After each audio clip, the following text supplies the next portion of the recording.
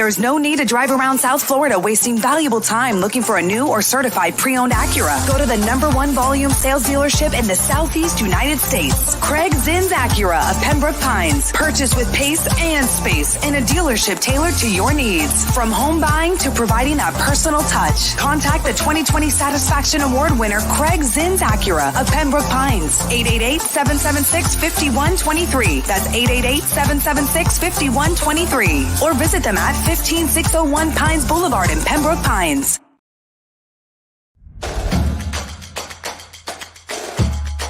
Welcome to Caneswear. New store, new items, same great experience. Family owned and operated since 2010, Caneswear has the latest merchandise from the Miami Hurricanes, Miami Dolphins, Florida Panthers, Inter Miami CF, and more. Come visit us at our store in Davie on University Drive, just south of 595, or online at caneswear.com. Caneswear, the spot Miami fans shop.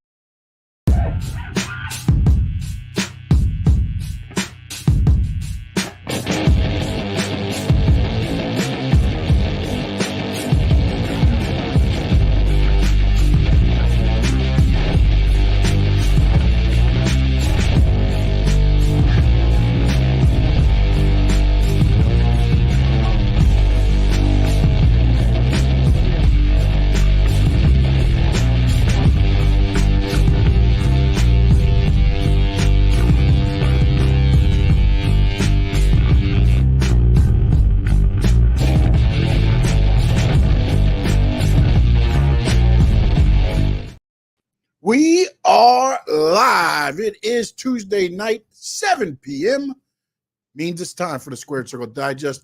I am Sean Stanley, and the man down there is the myth, the legend, the great Frankie Fresco. How you doing today, sir? Sir, I'm doing great, man. The magician Triple H had me entertained last night. He did, and we're going to dive into a lot of things going on in WWE. But again, our show is on Tuesdays. So I was not able to get and talk to Frankie Fresco about the all-important viewing of the CM Punk fiasco. Your thoughts on the AEW Dynamite last week? Damn, we're jumping into that already? That's so quick. Right now. Let's do it. Well, on a personal note, I was very disappointed in AEW. I think AEW kind of dropped the ball. They basically went ahead and they are focusing on WWE more than their own product. And to go that far, that extreme, to show and talk about WWE in their programming goes to show you how desperate they're getting, in my opinion. I think they did a horrendous job when it came to that type of storyline that they did with the Young Bucks. I thought that was really bad. But at least, can I jump? I'm gonna jump in real quick. I don't mean like cut you off, but I don't want to talk back and forth about everything. I want to say one thing though on that is at least they made it a storyline. I think where they went wrong is they made an announcement like it was going to be this big end all be all. Then that put expectations on it. I think what they should have done. I think what they should have done is what similar to what we spoke about. That they should have brought in or incorporated some additional scene. Or I was even thinking about this. They could have gone ahead and say, hey, we're going to play the video. And then FTR jumps on them and cuts it and doesn't even allow the fans to see the video. Something that will not only have the fans tune into this show, but probably even have them tune into next week's show because they could still run with it. And then you keep the fans guessing. They're like, hey, what's going on? The one thing, though, is what I thought was you don't make the announcement of it, though, right? And then you talk about, because the match was the Young Bucks against FTR at All in London. And with their little EVP thing and everything they were doing, I like the way they incorporated it, being like, but if they would have not announced they were going to show the footage, and if they came on and said, FTR, the only reason you beat us is because of the childish shit that was happening backstage. Watch this. And then they play the video. There's shock value there. But once they said we're playing the video, it just made people tune in to watch it. Like, at least if you do the shock value, and we're kind of talking the same things, but executing it a little bit differently. I think if you do the shock value, now you don't know what's going to happen. You tune in to see, I don't want to miss something next time. So when there is enough, because to me right now, anytime I hear AEW announcement, it's like the boy that cried wolf. It's a ratings ploy to me. That's the way I look at it. Oh, okay, they're trying to get ratings. And I don't know if you look at it the same way. Everybody in the chat, I don't know how you look at it. If you're watching this on X, we appreciate it. If you could jump over to our YouTube channels, Stanley Media House or Frankie Fresco, please hit the subscribe button and like, of course.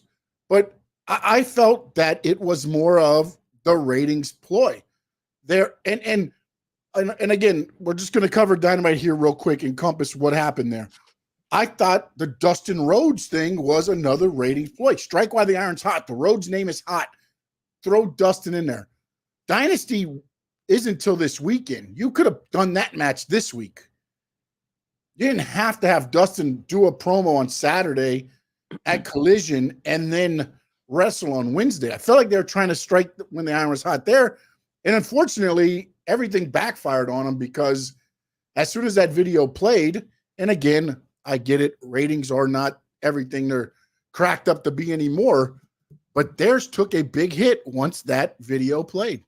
Well, number one, I will say they should have left that for the last stuff of AEW for that show. I could understand why they made the announcement. Obviously, they want people to tune in. So I get that. I'm not going to knock them for making the announcement. I'm going to knock them for when they played it. They should have played it at the end of the show. When you make an announcement, you put an expectation on it. Of course. I'm getting and there. That's to me is where they messed up. But There's nothing in that video. CM Punk went word by word what happened. And when you watch the video, it's the same thing. Well, that's why when you and me were talking about this last week, we were saying they needed to spice it up some way, whether it was adding Jack Perry or doing something, or maybe even editing it, putting an extra video. Like maybe they could have gone ahead and shot a scene, I don't know, backstage. I mean, they could have done something in addition to just showing the video. They could have said, hey, maybe they could have gone ahead and done an after thing. You know, they do those little things. They could have done something before. I don't know, something. Maybe they could have added something with the same type of video quality or something like that, just showing them him having a discussion with Jack Perry or having a discussion with Tony Khan or something to make it more of a storyline instead of just showing what CM Punk said happened. And I think that's where they misfired.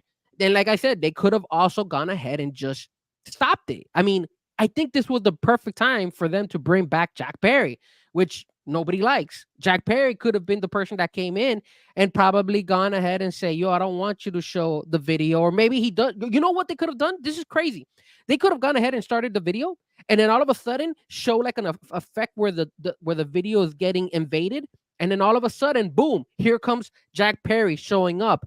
And it brings more of a dramatic effect. You're like, holy crap, it's Jack Perry. I hate that guy. What the hell is that guy? So not only did he ruin CM Punk for me leaving AEW, but now he's ruining because he's not even letting me watch the video that I want to see. So something that just kind of spices it up. Again, you have your idea, I have mine. Yeah. But at the end of the day, just something that was different, something that brought something to the table. This didn't. It didn't bring anything to the table for AEW and Tony Khan. The crowd was chanting CM Punk after it. And then not only that, but you kind of got the vibe from the crowd that they were kind of like demoralized. Like they were like, what the hell is going on here? Like they were like, that's it. This is it. It felt wrong. Now FTR comes out. And then FTR basically said what a lot of us were thinking as well. Like, why the hell are they doing this? Why the hell are they doing that? Yeah, it worked it into the angle that they were trying. For them. It worked into the angle for the Bucks and FTR. But it lost the crowd. It lost because even when he was talking and addressing the crowd was not into it anymore. You couldn't hear the same cheers like before because you were like, what is it? You're showcasing something that happened with two wrestlers who are no longer, at least at the time, not in your wrestling organization. You understand me? So not only that, but also you heard CM Punk talk about it the Monday before. And you watch the video and it's the same thing. And to me, I think again, a lot of people, I believe, thought, okay, this is AEW trying to say what CM Punk said wasn't accurate. But when you watched it, it proved it was pretty damn accurate. And not only that, it also gives a bad let me ask name. you something else, because I watched on X, there was a clip from Vince Russo, and he said, after I watched that and I said, okay, well, CM Punk said this happened, it happened. This happened, it happened. This happened, it happened. So now why am I not going to believe anything else CM Punk said about his time in AEW? Yeah. And not only that, it also kind of made Tony Khan even look more of an ass, because he was freaking out saying that his life was on the line all that time. And in reality, he jumped back and then he came out. I mean, he didn't ever go back. He like he said, I yelled at him, you clown, whatever it was. I quit, whatever it was. But you saw it play out right there on the thing. Like you were expecting CM Punk to grab maybe the monitors and throw the monitors at him, or you were expecting him to like grab him from where he was sitting and pull him out. Something that would go ahead and justify his dramatic entrance. Yeah. Remember in Chicago where he was talking about, hey, my life was on the line. And I was scared for my life, man. He looked like an ass, because now you're looking at it and you're like, yo, like, you're full of it. And it gives a bad image again to AEW. And obviously you saw Tony Schiavone's reaction. But Tony Schiavone said, and I watched his podcast that he does. And again, because my first take after watching the pictures and the stuff that came out was that, to me, it looked like he was like, oh, here we go again. I saw this play out before. What he said he was going along with the angle saying, Young Bucks, these assholes. That was the look that he was giving or trying to give off. I don't necessarily know that it came off that way. And again, I'm only going off pictures from X that people took and things like that. I didn't even notice it when it was going on. I'm not going to sit here and say I know anything. But also, to me, CM Punk kind of becomes a winner because it kind of says, hey, what you said is correct. The other winner in this whole thing is Jack Perry. Jack Perry goes to the New Japan Pro Wrestling Windy City Riot. It's in Chicago. He walks out with a Chicago flag. They're chanting scapegoat. His scapegoat shirts, all sizes, are sold out on his website the day after the video comes out. And in New Japan Pro Wrestling, he's part of the house of oh my goodness. I'm trying to think of the name of it. Hold on. I wrote it down right here. I don't know what that is. It's true. The House of Terror, I think, or House of Torture. House of Torture in New Japan Pro Wrestling, and they have a shirt that says "Cry Me a River," and it is the top seller for New Japan Pro Wrestling now.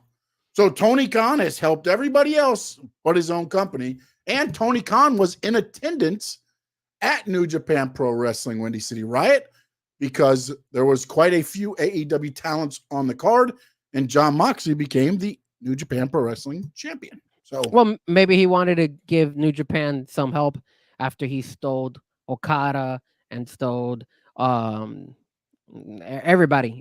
He's at Mercedes Moné. Everybody he's been pretty much taken away from New Japan Wrestling. Maybe he gave him a favor. Maybe he's like, here you go.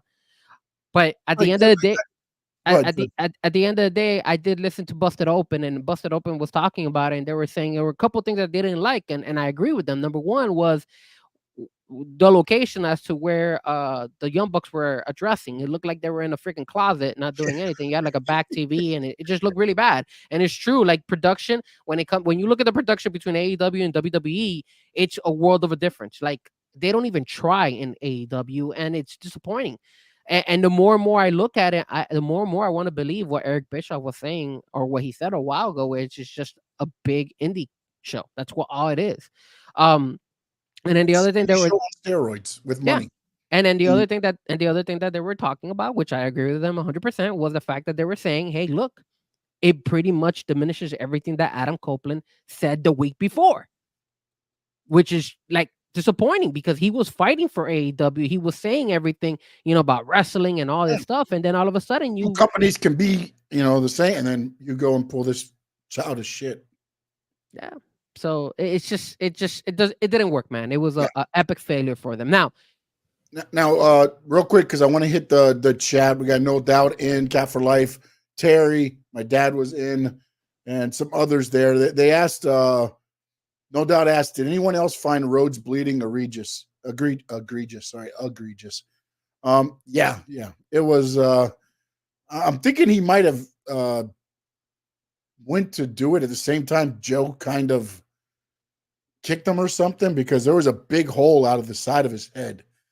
So I don't think that would have been on purpose, unless there was a spot I missed in the match where he hit something. But there was quite a big little chunk there that was missing.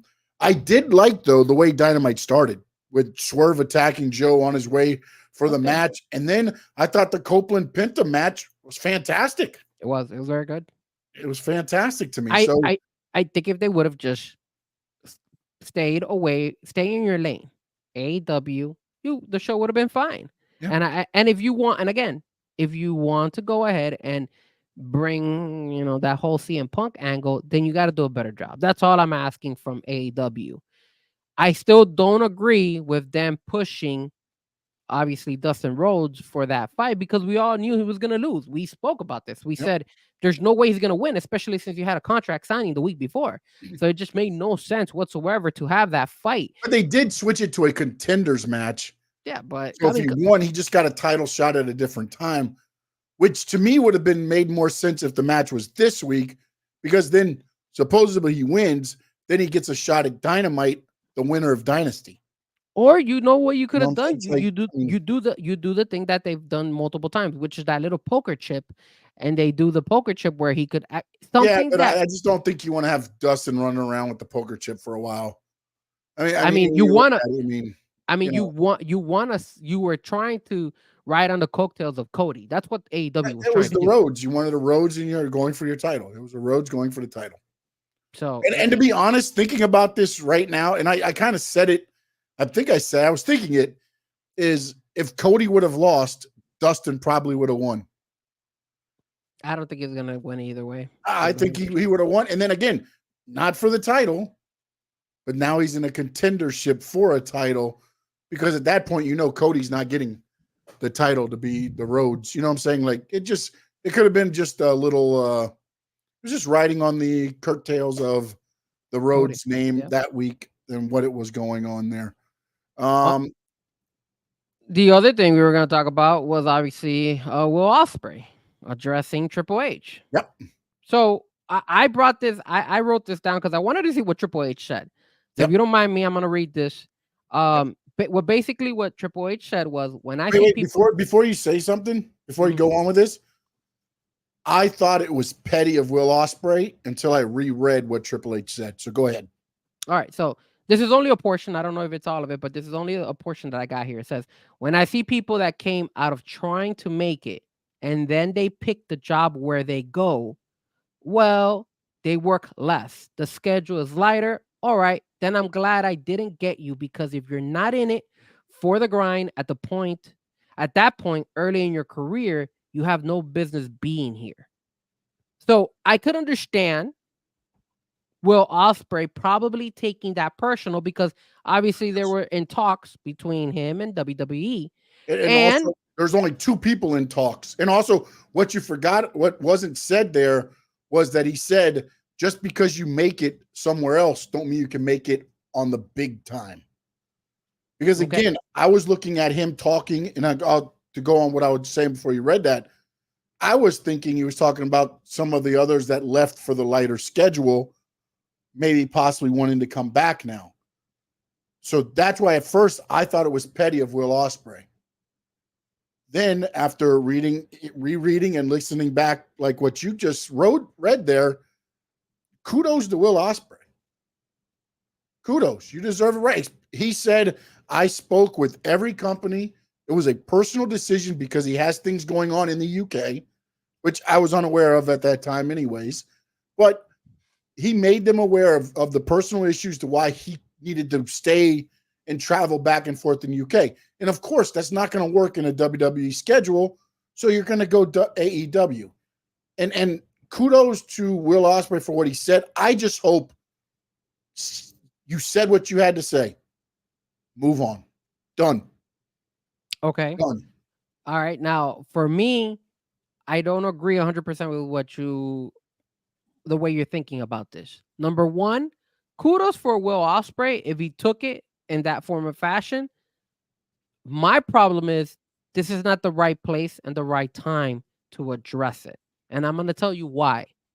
Again, this whole stay in your lane type of concept. You cannot keep bringing up WWE stuff in AEW. I go to an AEW event to watch AEW. I don't go over there to start hearing stuff of WWE. I'm sorry. That's not the mindset I want to have when I go to one of these shows.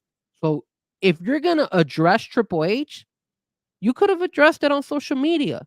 You could have addressed it in one of those podcasts. You could have addressed it anywhere else but the show. This is the problem. Tony Khan is also kind of poking the bear and saying, yeah, go for it, man. Address it at AEW. And I think that's why Will Ospreay went ahead and did it. Will Ospreay went to creative and sat down creative and wrote that promo. Wrong. I'm sorry. Wrong from him on his behalf if he did that. Why? He should have never done that. I mean, dude, you don't what are you bring gonna that do, up. dude? You look. There was two people because WWE was not even talking to Okada for some reason. Don't know why they weren't. They were talking to Mercedes Moné and they were talking to Will Ospreay. If you're going to come out and say that, listen, before everything went down, there was a personal situation with his family. And there was things that were going on to where he could not go and travel the way they needed to for WWE. He let them know that ahead of schedule. Triple H doesn't have to come out on a podcast and say, if you're afraid of the grind. There was only two people they're talking to, man. And Mercedes Moné has already been there. Okay. That was a straight shot at Will Ospreay because right now, Will Ospreay and Swerve Strickland are your faces of AEW. But did Triple H say that at a WWE event? He didn't. He said it on the Pat McAfee show, which is WWE Central. I mean, it's a Pat McAfee show, man. It's a Pat McAfee show. It's Ariel Helwani. Did you see CM Punk address Jack Perry and all that stuff at a WWE show? No, you saw it in an Ariel Helwani show. Yeah, but again, WWE has nothing to lose. It doesn't matter. It does matter. You want to know why? For him to take 26 seconds of a 2-minute promo to fire shots back and then move on is okay. Now, doing the shit that they did with the CM Punk video and things like that, okay. You're giving them 5 minutes of your airtime. You gave them 26 seconds, and all you said was, bruv, I didn't have to sleep with, you slept with the boss's daughter to get to where you are. Well, that's what you said. That was your shot. Done. He said, normally I wouldn't rise to this type of bait. But seeing as the guy who said it is only in the position he is because he was grinding on the boss's daughter, you are in no position to tell me what the grind is all about, my friend, because you have no idea what I fight for. Look, man, I understand him coming back at Triple H. You just don't do it in AEW Dynamite show. That's all. Why? Because you are, again, taking the whole aspect of AEW Dynamite, and it's just 26 seconds. 26 seconds. But you're taking that moment that is supposed to be AEW moment and putting, again, emphasis on WWE, which, if you're in AEW, who gives a flying crap about WWE? I am not in WWE, so why should I be addressing stuff about WWE? That's not what AEW Dynamite should be. And here is the issue with Tony Khan going ahead and having his stupid mindset of, hey, it's us against them, us against them. No, it isn't, man. They're far, far above you. And you just and you said it, Sean. If AEW would just focus on themselves and put as much emphasis that they do like they do in the ring when it comes to just their storylines and their whole productivity and how they do everything in their shows, AEW would grow. AEW would be not in a predicament where we're actually late during the shows. We're like, hey man, if they keep trending this way, they might go out of business. Somebody might buy them out or something might happen. Obviously, it might take a while because Tony Khan has money, but still, we're always addressing that. What's going to happen? Hey, you keep signing. I mean, there's 2 other guys that they're trying to sign right now who apparently are making it from TNA over to AEW. So why? You're making it, you're emphasizing, you're losing your crowd. There's AEW crowd and there's WWE crowd. There's AEW fans. They've done this since it started, and it was cool back when everything was going good. Because WWE wasn't good. Now when it's not going good, it's like, oh, we shouldn't be doing that. Well, correct. I mean, again, they've been doing this the whole time. But you reflect. For 5 years, you've been doing the same thing. But you reflect, Sean. It's like me. Tony Khan is an emotional. Yes. Just like, I mean, come on, man. Like what No Doubt said. On anything.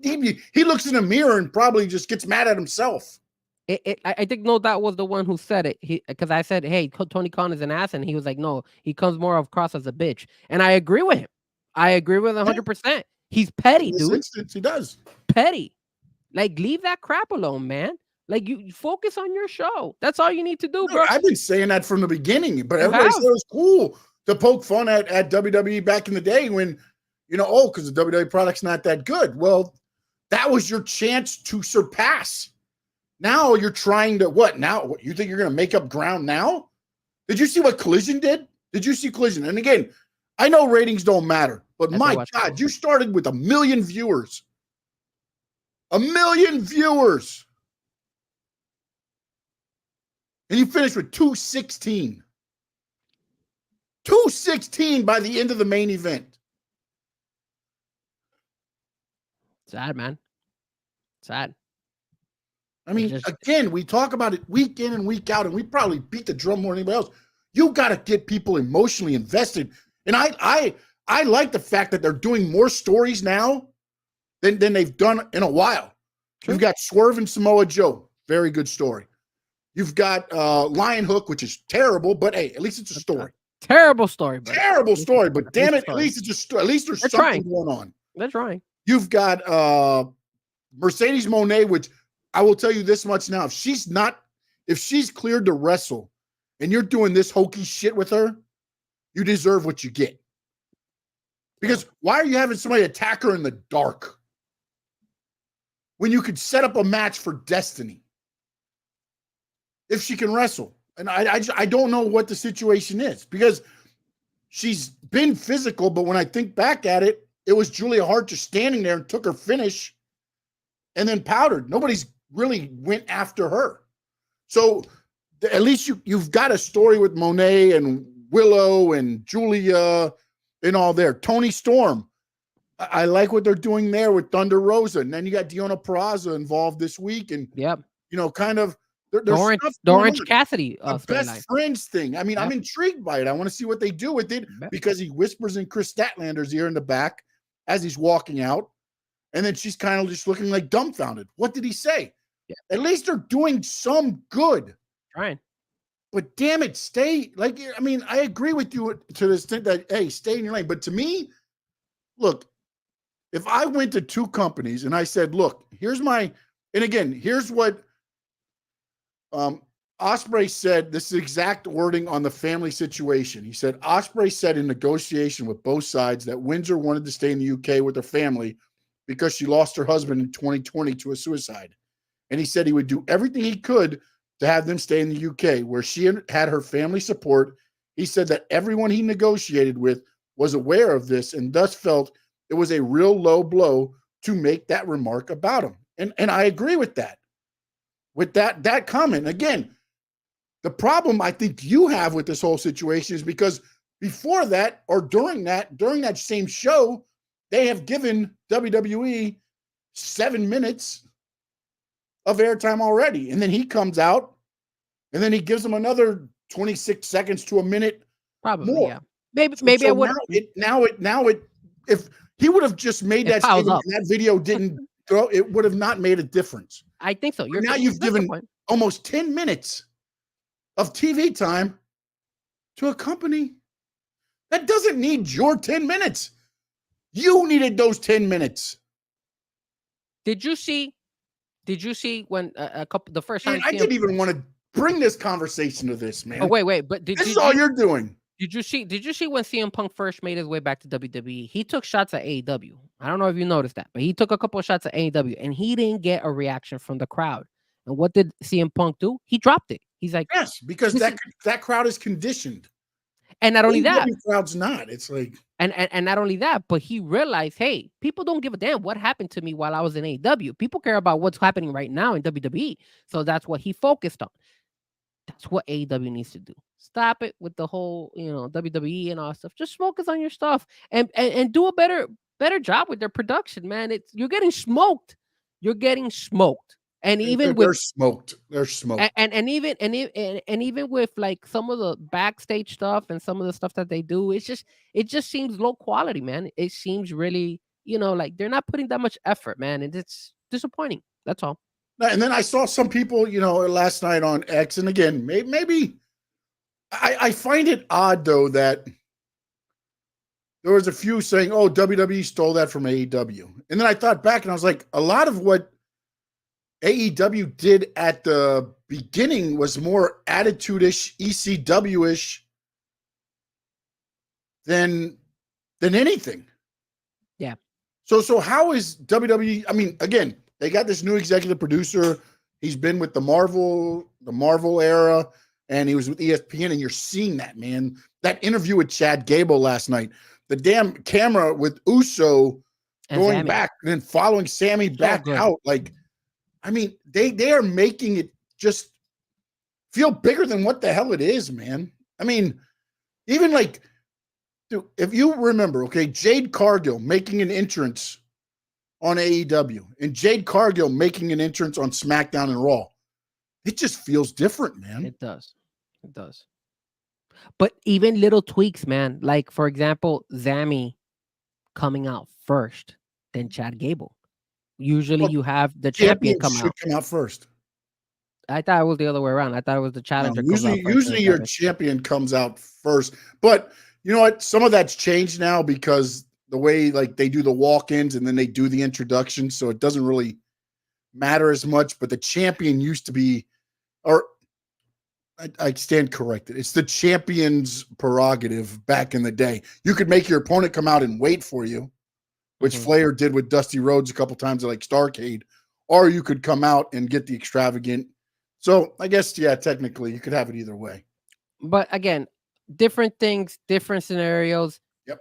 Coming out through the crowd. Zammy doesn't do that on a typical basis. No, it was his hometown. It was his hometown, Montreal, and again, they went all in. They went all in to make that final 3 segments of the show make Sammy a star. It just, again, and not only that, but then you also give him the liberty to show the love to the crowd. So you see him looking at the crowd saying, holy crap, all these people are here for me. You see somebody hand him a Canada flag, and he just took it and he ran with it. And that was somebody else's. That was a fan's flag out there. Just going out there and just soaking in the crowd and everything. Those things matter. And those things you don't see in AEW because they don't get it right. Every single time you see Jon Moxley walking through the crowd.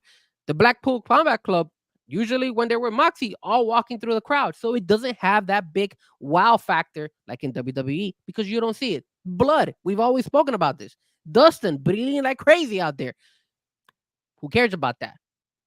Cody starts bleeding. All of a sudden, you're like, holy crap, what's going on here?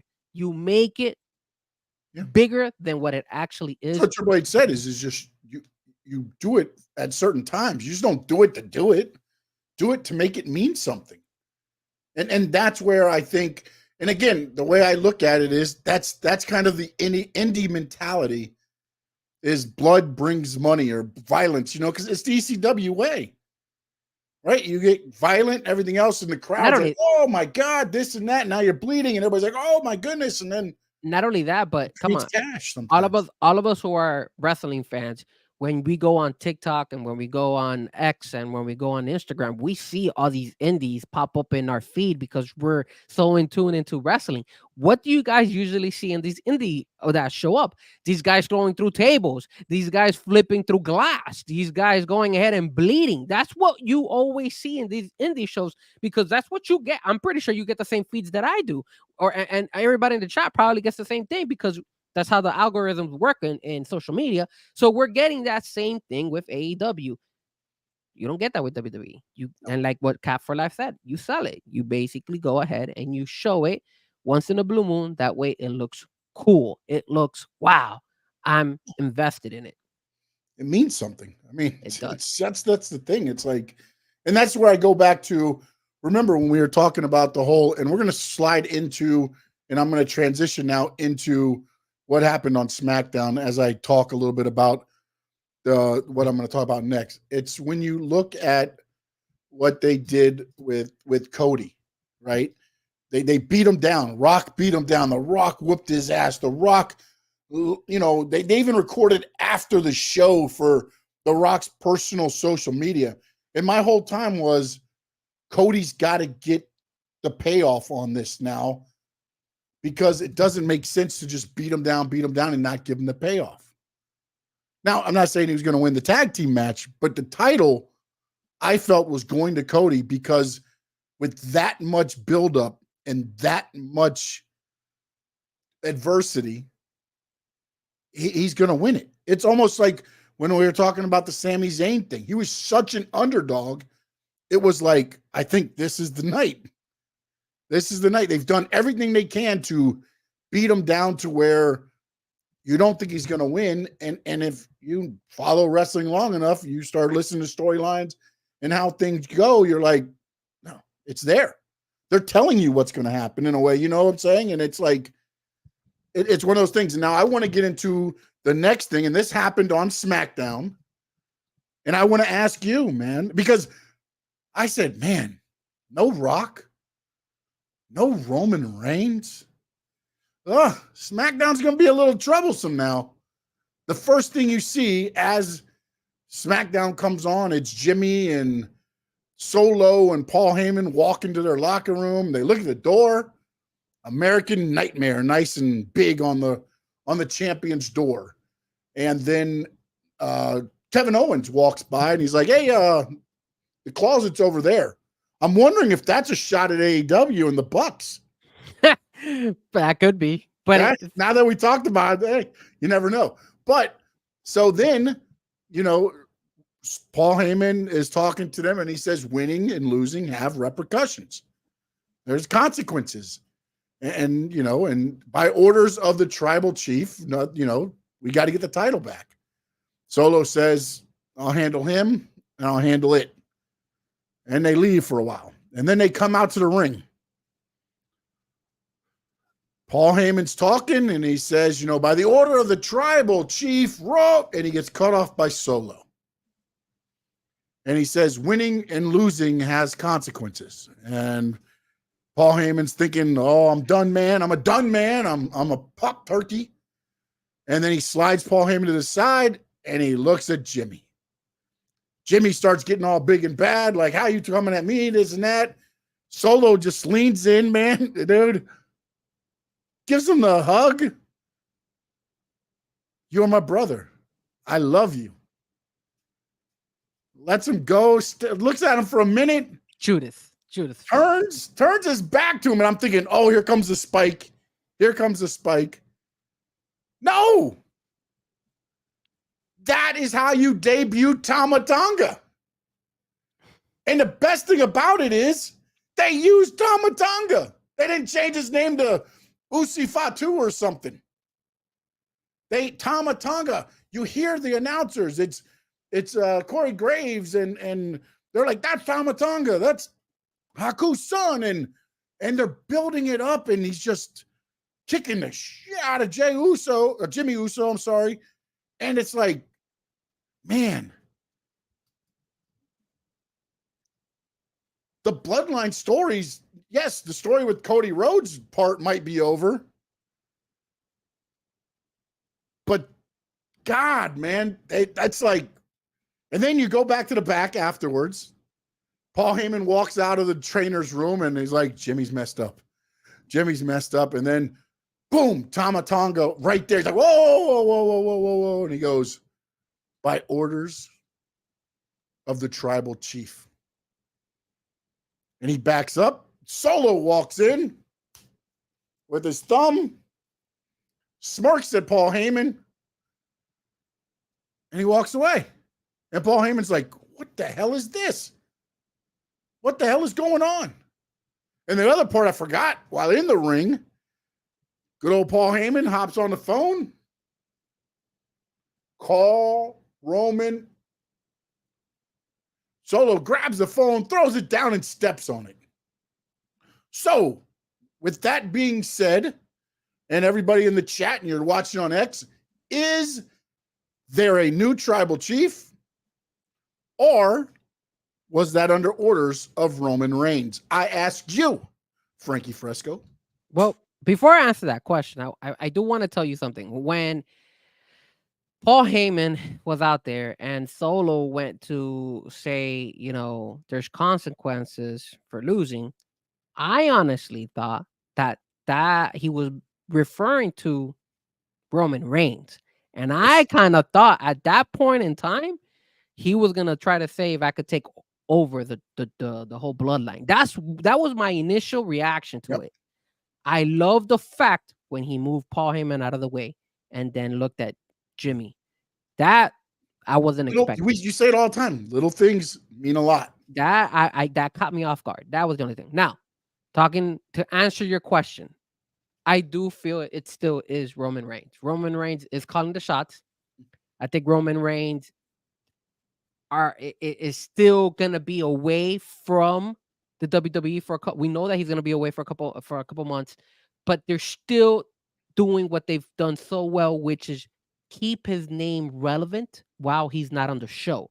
Yeah. So now when he gets to a show and he's there, maybe things might turn. But as of right now, them throwing all these things saying, hey, look, tribal chief went ahead and made the call, made it and all that stuff.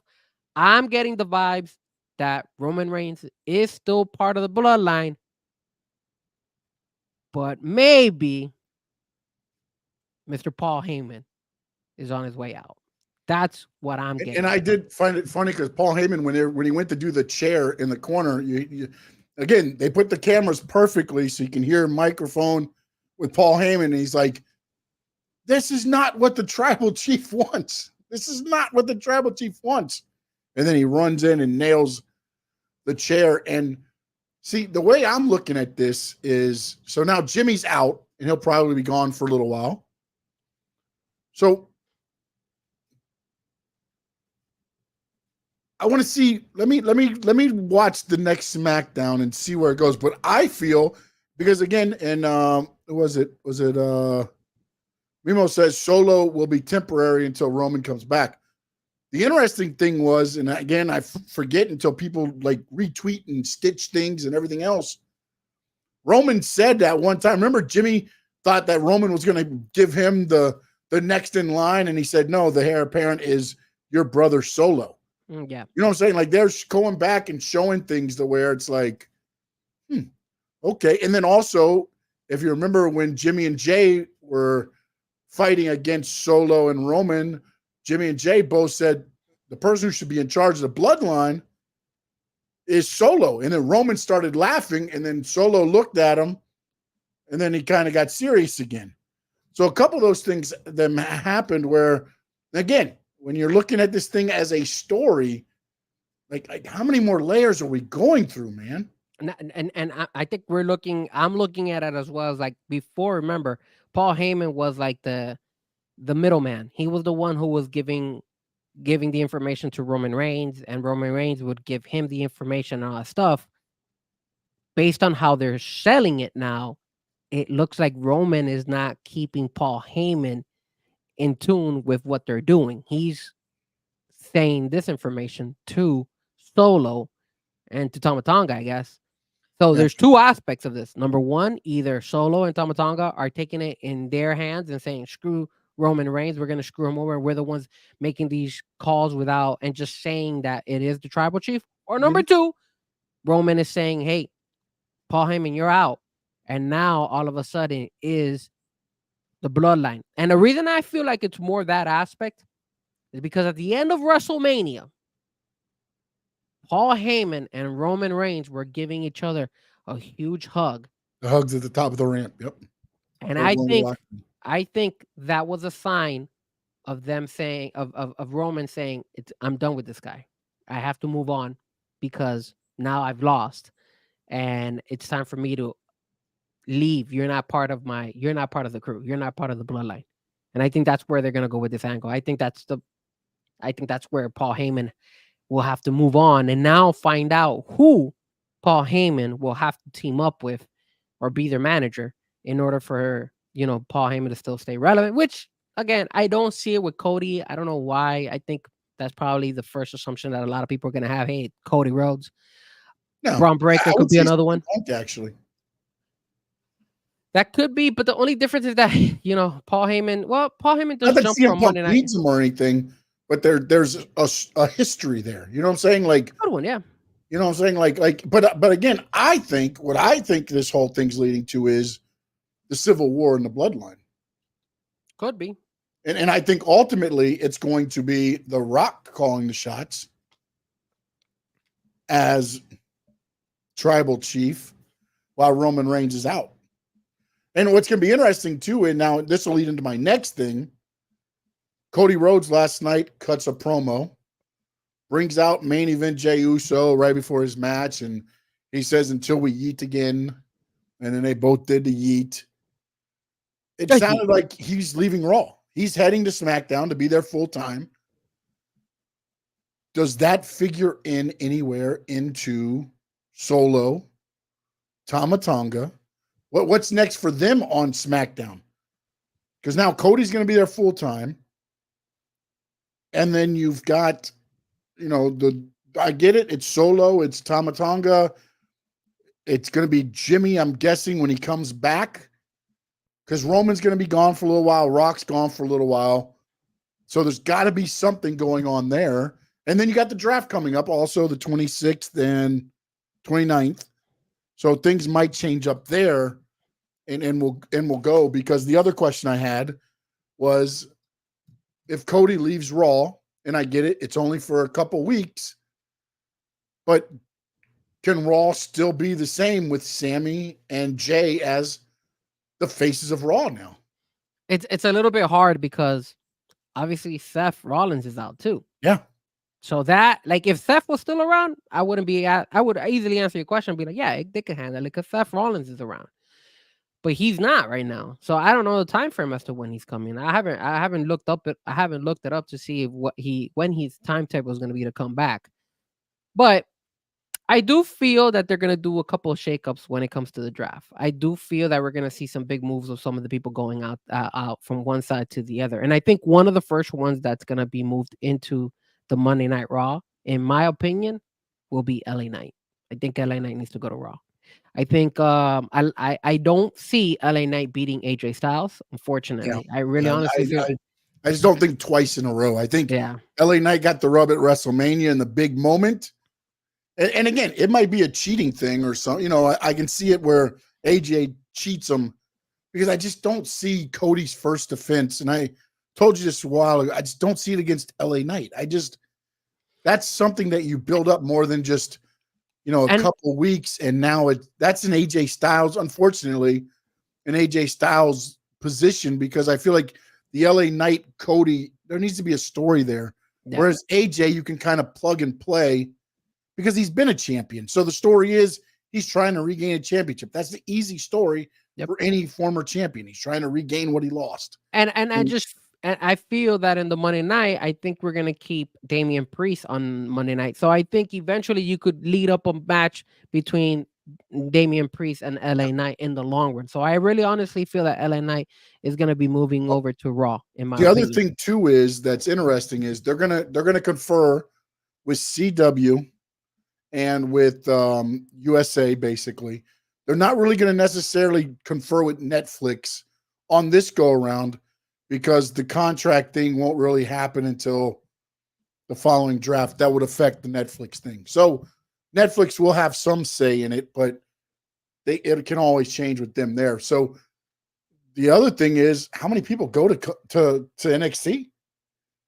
Do they make NXT a bigger, again, because Triple H has always wanted NXT. When he was there, he wanted it to be the gold brand. His vision was NXT being its own standalone brand. And it's never happened that way.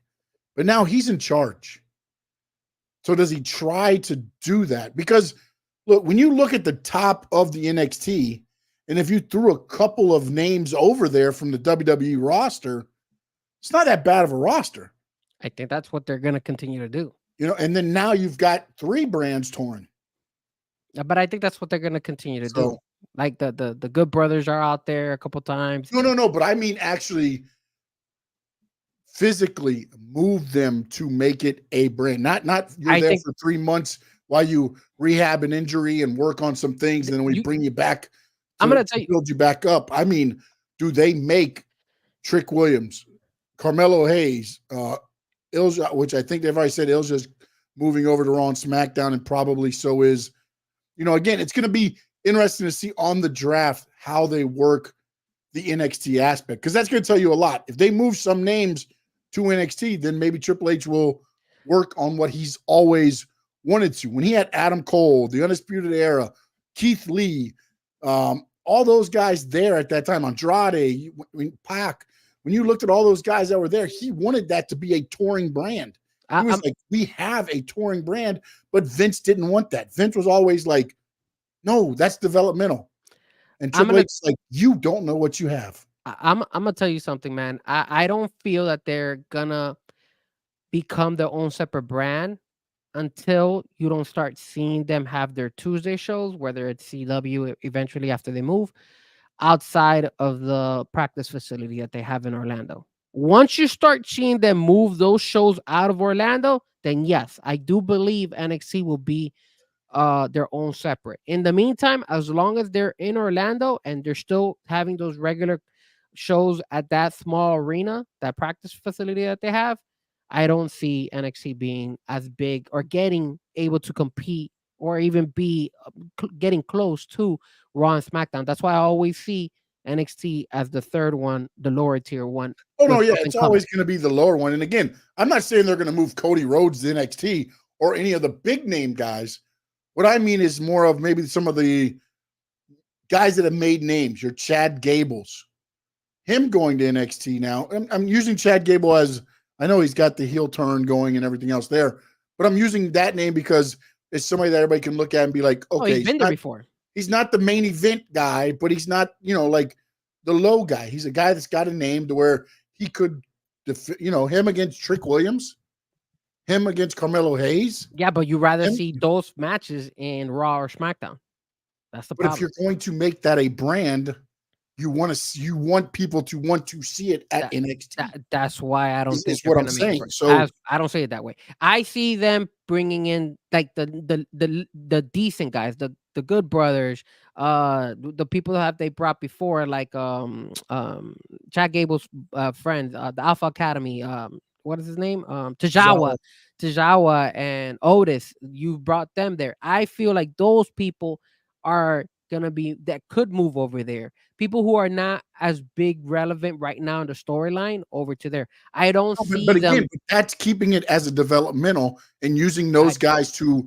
I think that's what they're gonna keep doing. Talent over there. If they're doing that, then that's one thing. But the one thing Triple H has always said, and he's never had the power to, is he's always wanted NXT to be a third brand. But that's exactly, you just said a key word, power. And now he is running the show. So now he realizes that although my train of thought was I want NXT to be their own brand, he's also come to mind saying, hey, look, Raw and SmackDown's in a different category than NXT. Oh, no, they're elevate different, but also to go with against that, when they have the big four, your WrestleManias, your SummerSlams, the Royal Rumble, and all that. NXT usually does a pay-per-view the Saturday before that, and they have sold out each one.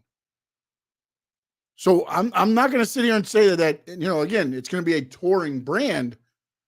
But if you went to a couple smaller, arenas and you ran those arenas smaller, leave for a little bit from the NXT studios and you do it smaller venues and see how it sells, you could make that into a brand. It's not going to be Raw. It's not going to be SmackDown. But again, it gives you, and this is where I'll say, this is where, because everybody goes, oh, AEW gives you a different aspect of wrestling. So what did WWE do? We'll give you WWE speed. 3 minutes of just nonstop action. There you go. Flying, doing everything, no storytelling. There's your wrestling. And everybody's like, oh, okay, so there's guys that can do it. It'll give everybody another alternative to what you see on Mondays and Fridays. But that's what it's already doing, NXT. It's giving you an alternative to what you see Mondays and Fridays. I think until you don't see NXT getting involved in WrestleMania, like actual NXT fighters wrestling in WrestleMania or in some of the bigger events, and I'm not saying like, hey, like who not wrestlers that made the move from NXT to Raw or to SmackDown. I'm talking about like a Trick Williams having them coexist with exactly the NXT heavyweight title being defended. It's like for example the main event, a triple threat match. You got Cody versus Roman versus Trick Williams, and Trick is still in NXT, something like that. Then I would go ahead and be like, yo, they want to go that route. They want to go the NXT making it.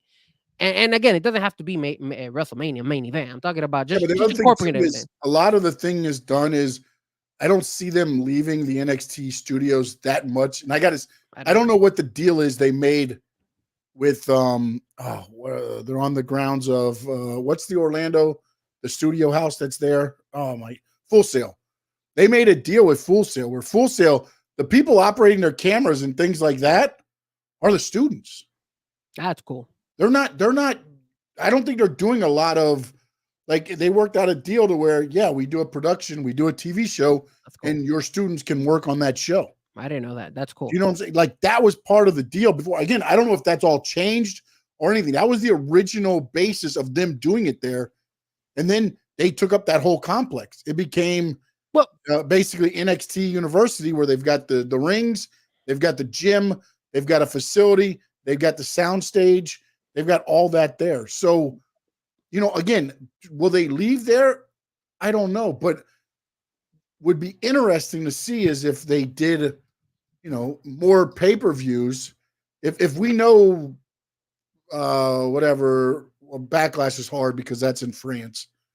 But the next one that's here locally, if they do another venue and throw, NXT on before that, I don't know that there's going to be a change there. Is what I'm saying is, again, you got to do it slowly too. You can't just, and again, I don't know what the deal is with the NXT studios and Full Sail in there, but I mean, if that's a place where you can do your production and not pay a whole lot, it would make more sense to do it there than to travel just to say you have a brand.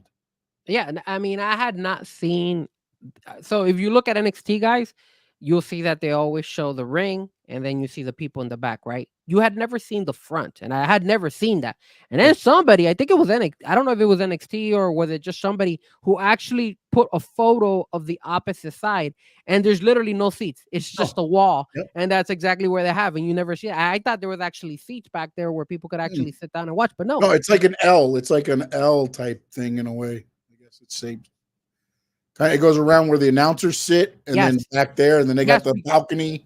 The good point, because on the left-hand side, when they're walking in on the entrance, it's only like a little section, like a very, very small section where people are actually sitting there as well. So you're absolutely right.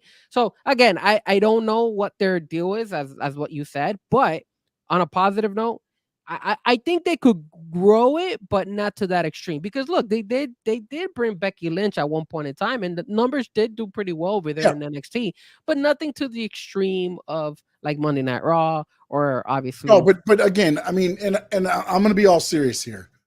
Not a lot of shows that are, again, I mess with the AEW number and all that stuff there too. It takes a while to get, and it takes a while to hit that many people to consistently keep coming back to be casual fans of the show. I mean, you're asking, 1.5s, 1.7s, things like that. I mean, again, and you got back-to-back days of wrestling too. You got Monday, and then you all of a sudden do you want to watch Monday, Tuesday, Wednesday, Thursday, Friday. There's wrestling every day. Yeah, of some Saturday. sort. Of some Saturday. sort. And Saturday you got Collision, and then if you throw pay-per-views, you could have Saturday and Sunday on there, and then plus all the New Japans. You got MLW, you got TNA, you've got NWA, you've got all these things that are on. I mean, there's wrestling all over the place. It's almost now like again, when we talk about the ratings going down, because you can stream anything now. If you have Fight TV, you can get almost a pay-per-view every night. Yeah. So some wrestling somewhere. But now if we jump to Monday night, right? If we jump to Monday night, one thing I did not like, and I think Memo brought them up as well, was the fact that those World Tag Team belts look horrendous, bro. Oh, no, I like them. I just don't like the red in them. I don't like the red. That's all they did to it. They added red on them. That's all they did. They didn't. That's that. No, Yes, man. The old belts to the new belts. Those belts, that red looks horrible. Old belts were like a recycling, like a badge on some leather. Those tag team belts look horrible, man. They don't look that nice. Hold on, let me see if I could pull up a photo here to show you guys what I'm talking about here. They look horrible, man. They look they're a little gawky, but they're whatever. What do you want to do? They look bad. They don't look good. I don't. Man, maybe I could share this. Can I share this with you guys? We got the Trapio joined us now, and Steven Gonzalez. And thanks, guys. Hold on. Appreciate Cap for Life, everybody. Appreciate all of you guys and gals that are watching on X or wherever you are. Don't forget, you can jump over to our YouTube channels, be a part of the chat. Also on X, I believe if you can get in on the chat as well there. If you put a message, we'll see it here. We can read it out on air. All right. So this is the picture right here. Sorry, I'm trying to show it. How does it? It looks pretty bad, but hold on. Let me try to make it bigger. All right, here we go. Sorry, whoever is wrestling news sources, thank you so much for having this photo. But look at it right here, man. That looks horrible, man. World Tag Team, and look at this background right here, man. It looks like a crumbled up, crunch. The chocolate crunch. It looks like that. That's what it looks like. It looks terrible, man. I don't like it. It looks terrible. I mean, what do you want? What do you want them to be? They're the tag team titles. They're not the world heavyweight title. Yeah, but it looks terrible. What are we trying to do here? And look at the world tag team belts. If you look at them at the other one, it doesn't. Oh man, the other ones were a piece of leather. Okay, but it looked like some kid made it with and stapled some badges to it. Look at the tag team one up here. You see the tag team one? The tag team one looks good. Where's the tag team one up there? I'm sorry, the world heavyweight one. There's the world heavyweight champ. That one looks. That's Seth Rollins belt. That's Damian Priest's belt. That one looks nice, but then you got this. You got this crap back here, bro. They didn't even make the W even big enough. They made the red look even bigger. Those belts look horrible, man. Sorry, man. I'm not liking it. I think it's ugly. Whatever, man. You're just never happy, buddy. You're never happy. God damn, you messed up my screen again. I like messing up your screen from time to time. But yeah, no, I don't like it. Look, man, if you're gonna be, just calm down, Tony. Calm down. We're being no doubt. How are you gonna say that you like those belts? Yes, I do too. That ugly red on it. I don't like is the red on them. Can we get away from red and blue? Because then that's what's gonna happen with R-Truth and Awesome Truth gets drafted to SmackDown. What are they gonna do? Another one of those things where here's my belt, give me your belt? Wait, the Trapper is saying that they look like the Ring of Honor tag team titles. Is that true, or is he just talking crap? Well, it might be maybe the old. I don't know what the new ones look like. I mean, I think that's the only belt that hasn't been defended on AEW Dynamite, right? Well, the Undisputed Kingdom carry him to the ring all the time. The Ring of Honor belts look way better than that than those actually. They're very plain. The Ring of Honor belts, if I remember, are pretty plain. I mean, they're solid, but they're just plain. I don't like those belts. I think those belts look bad. Whatever, buddy. Whatever. I mean, they look terrible. But I did like the magician Triple H and how I love it. I love it. R-Truth said, "I get Tommaso you, Ciampa. Tommaso." Oh, then you know, Tommaso Ciampa does kind of look like him, like the Kabuki Oh Tommaso no, Ciampa. it's great. I even tweeted out afterwards. I was like, "Oh, look at that! R-Truth finally going to get to wrestle his Triple H." There you go. And then they win. Yeah, they won. They're gonna fight at the France at the pay-per-view in France. But now let's talk about something more serious. And they've been talking about it. I see it in the chat. Talk to me about Rhea Ripley, sir. Talk to me about Rhea Ripley, not Rita. Oh, Rhea Ripley, think crap. Yeah, no, it's not. Rita and Rhea are two different things. Rhea Ripley. It's not Margarita. And Margarita. Yeah, that's Margarita. It's not Margarita. If you're trying to correct me on this stuff, then don't come at me because I'm trying to tell you that those tag team belts suck. Okay? I'm just telling you the truth. The only thing bad about them is the red on them. The red is the bad part about them. Mr. Tony Khan nitpicking on my my pronunciation. Rhea Ripley doesn't wrestle. There's no Rhea Ripley. Rhea Ripley. Rhea, okay. It's not even close. It's not like you spelled Sean wrong. You're not even talking about Sean. I mean, Rita and Rhea are two different names. You could spell Sean differently instead of exactly. That's what I'm saying. Like you said my name and you spelled it S-H-A-W-N. I'll be okay with that. You would? Because my name is Sean. I'm not going to be happy about it, but I'll be okay because my name's Sean. You didn't call me John. You say Mimo all the time, and his real name is Memo. Well, that's because you told me to keep doing it. No, I did not. Yes, you did. You told me to keep calling him Memo because he was upset about it. No, I did not say that. I said from now on, it's Memo. Got it. No, you got to say him Memo. That's Memo. I told you to keep saying Memo. I apologize. I will not follow this guy anymore. Funny. I apologize to you, DJ Memo. I acknowledge you. Mimo, don't worry, Mimo. If he calls you Memo, I'm gonna start calling you Mimo. I just like him calling you Mimo, so that's why I was like, keep calling him that, and I'll call him Memo. But anyways, we went off track there. But anyway, so talk to me. What's going on with this Rhea Ripley situation? Well, apparently, it was a freak thing. When she took the wall shot, she hit it, and the AC joint, is it called? The AC joint in her shoulder basically popped out with her collarbone. And so she's going to be out now. She's going to be sidelined. And it wasn't anything it was just the way she hit the wall. When I watched the replay and I saw that. Yeah, I noticed it there. And but yeah, it sucks, man. And then I saw so many people like, oh, you should have had just Liv Morgan, just jobber and pinner. That's what you would do with everybody else. But you just spent almost, I think it was 380 days. Rhea Ripley was just the champ. At least now you have more of a storyline, because I have to believe, this is my honest opinion, that whatever the tournament or whatever they're going to do, somehow Liv Morgan's going to win it. Who will she be wrestling against for it, though? See, the drafting throws me off here. Because do they do it to where it's before the draft? Or do they do the after the draft, and then you could throw, because the name that keeps coming up to me, there's one name right now, and that's Bianca Belair. The name, I was thinking the same thing. Jade Cargo. I was not thinking Jade. I was not thinking Jade. Because Jade Cargo, here's baby. my thing. Here's my thing.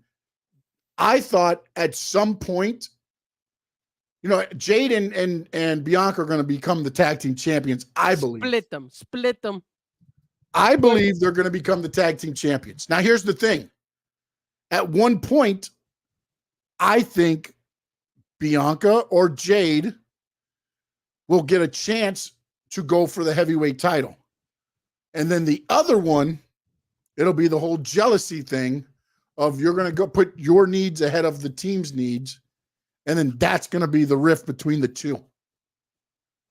So I just don't know that you do that with Jade right now, man. I think you do an audible, maybe. You do an audible just like what they did with Cody. Here's the thing is audibles. If she's not going to need surgery, I think she said a few months, so she's out 3 months, maybe. No, well, they said that she was going to need, I think, surgery, and she's going to be out 3 to 4 weeks, and then it's going to be 3 months to recover. So it's a total like 4 months in total.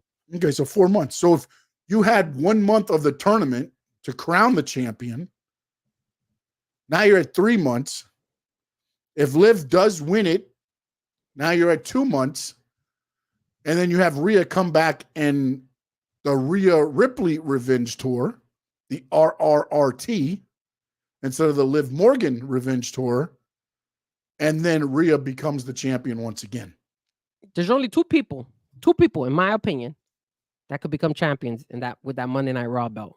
And that is Jay Cargo or the return of Charlotte Flair.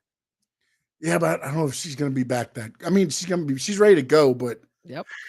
Brother, I don't know, man. I don't know. Yep. I don't know. I just you bring the other her thing on. too is this is the other question I have. You're talking about moving all these people to Raw. You do understand that come October, Raw won't have a home. SmackDown switches over to USA.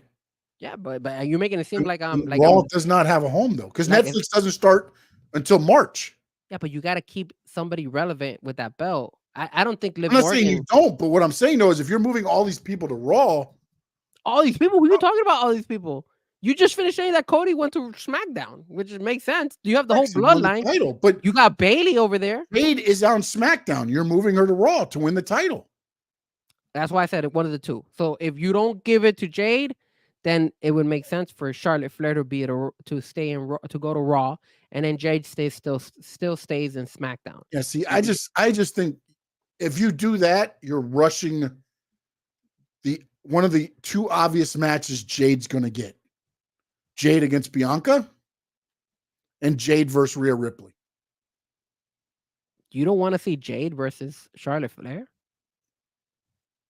I'm not saying that I don't want to see it. What I'm saying is I think those are the two matches right now that would be where you're trying to get Jade Cargill too. Ultimately against Charlotte, yes, but right now Charlotte's on the bench. I prefer come back and return to what she is. I don't know. I Rhea prefer Ripley's a shoulder. Not an ACL. We know that Jade versus Bianca is number one. But you're telling me number two, Rhea Ripley versus Jade Cargill? No, I say Charlotte Flair versus Jade Cargill is number two. That's the second most anticipated fight that people want to see. No, absolutely, no absolutely, no way, absolutely. No if the chat way. agrees with me, put it on the chat, guys. If you agree with me, yes, that is the second best because Charlotte has always been known. Jade versus Charlotte, then Jade versus Rhea, dude. When Jade Cargill was ahead, man. When Jade Cargill was going around parading herself. There was a point. Did you forget that she went in front of Charlotte Flair as well? And Charlotte Flair looked at her. I'm not saying that's not going to be a good match. That's I'm not saying it's not going to be a good match. Rhea Ripley. It's way better than Rhea Ripley right now. Than Rhea Ripley. Oh, now you got me mispronouncing my. Oh my goodness, buddy. Okay, all right. Hey, guys, you don't agree with me. You don't agree that So number one fight obviously is Jade Cargill and Bianca Belair. We already know that. But the second most anticipated fight for Jade Cargill, you're gonna say is Rhea Ripley. I think it's Charlotte Flair. Charlotte Flair is she's proven herself. She's known as the best one out there, and you haven't seen it. How are you not going to go ahead and compare, the Storm versus literally the Flair, the one who's always called herself the Queen. The Storm versus the Queen? Are you kidding me? Come on, man. Really? Are you kidding me? Mommy versus the Queen? Mommy versus the Queen isn't you're making it seem like Mommy right now, like if she was in the same roster with Charlotte Flair, that she would be above Charlotte Flair. I don't think so. I think the reason that Rhea gets so much right now is because she's with the Judgment Day. But if you remove Rhea out of the Judgment Day, Charlotte's still way bigger. By beating Charlotte Flair? Huh? She started this reign by beating Charlotte Flair. Correct. Because Charlotte Flair was bigger than her. And she still is. But Mommy has... Dude, come on. You're going to tell me Jade versus Mommy. You've already seen, whatever, bro. Whatever. Oh, yes. Okay, fine. I mean, we'll agree to disagree. Because all three of those matches will be good. To me, the money match ultimately is Jade and Bianca. I can see happening soon. No. But the other money match would be Jade against Rhea Ripley. At least we both agree it's not Jade versus Becky Lynch. No. And it's not Jade against Nia. And it's not Jade against. Look, man. It's one of those things, bro. Jade has that look, and I said in AEW, she has that look of it. She has it. Just looking at her, you're like, okay, she's got a body. She's getting a little bit better on the microphone. Still working on some things. Don't get me wrong, it's not perfect. But ultimately, I mean, in the ring, it's her against Bianca because what it could mean, and then her against Mommy is the money. You want to know something? Cap for Life mentioned somebody that I personally, with all due respect, but I never believed their hype. Zoe Starks, but Zoe Starks. But I will say something. Another person who might be able to hold that belt on the Monday night area, give it to her, man. My girl, Tiffy time, baby. Tiffany Stratton, baby. Tiffy time, baby. You bring her over there to Monday night as well. You just don't watch. You don't watch the shows, do you? You don't watch. Tiffy time, baby. You just had her lose to Naomi, so Naomi. They're 1-1. Could go wrestle Bailey. They're 1-1. Now, They're 1-1. Let's flip her over and. Do you get upset at me because I like to pick the female wrestlers that I like? I mean, it's the truth. I mean, Tiffy time is one of the best out there, bro. Give her a belt, maybe. Give her a belt. She deserved it. It's Tiffy time, baby. Tiffy time.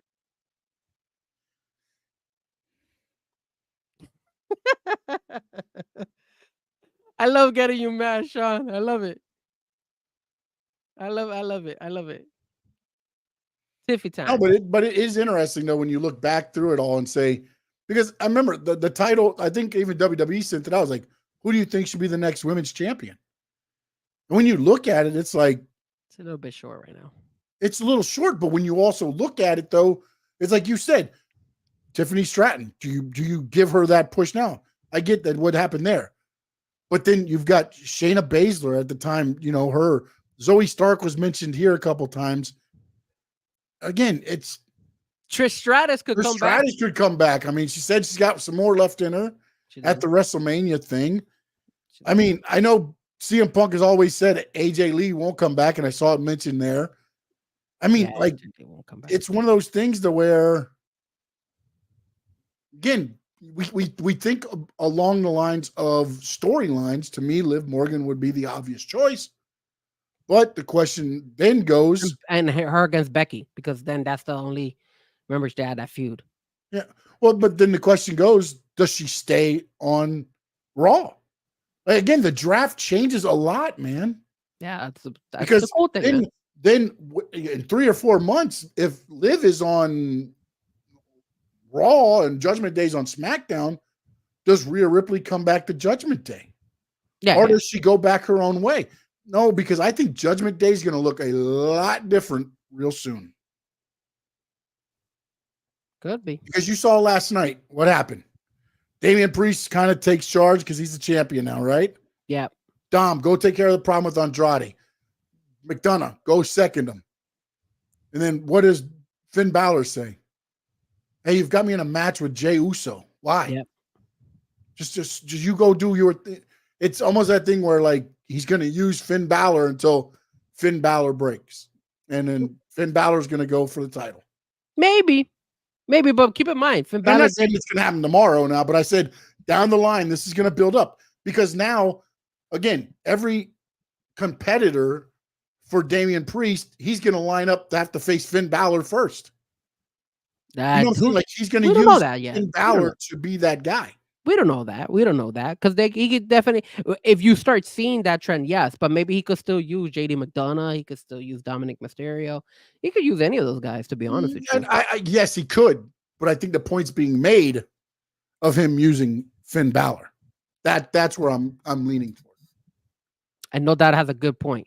You know what? You keep that Judgment Day intact, and you bring the wise men to run the Judgment Day. I like it. You know what? That would be interesting because none of them are necessarily Paul Heyman guys. Yeah. So that'd be interesting. Although I think Finn is I think he's been linked to Heyman a little bit there. And you could set that up eventually down the line. Judgment Day versus Cat for Life threw out a name too, by the way, which Nikita Lyons. She keeps getting hurt though. I don't know what her issue is. I think she's got a leg injury again.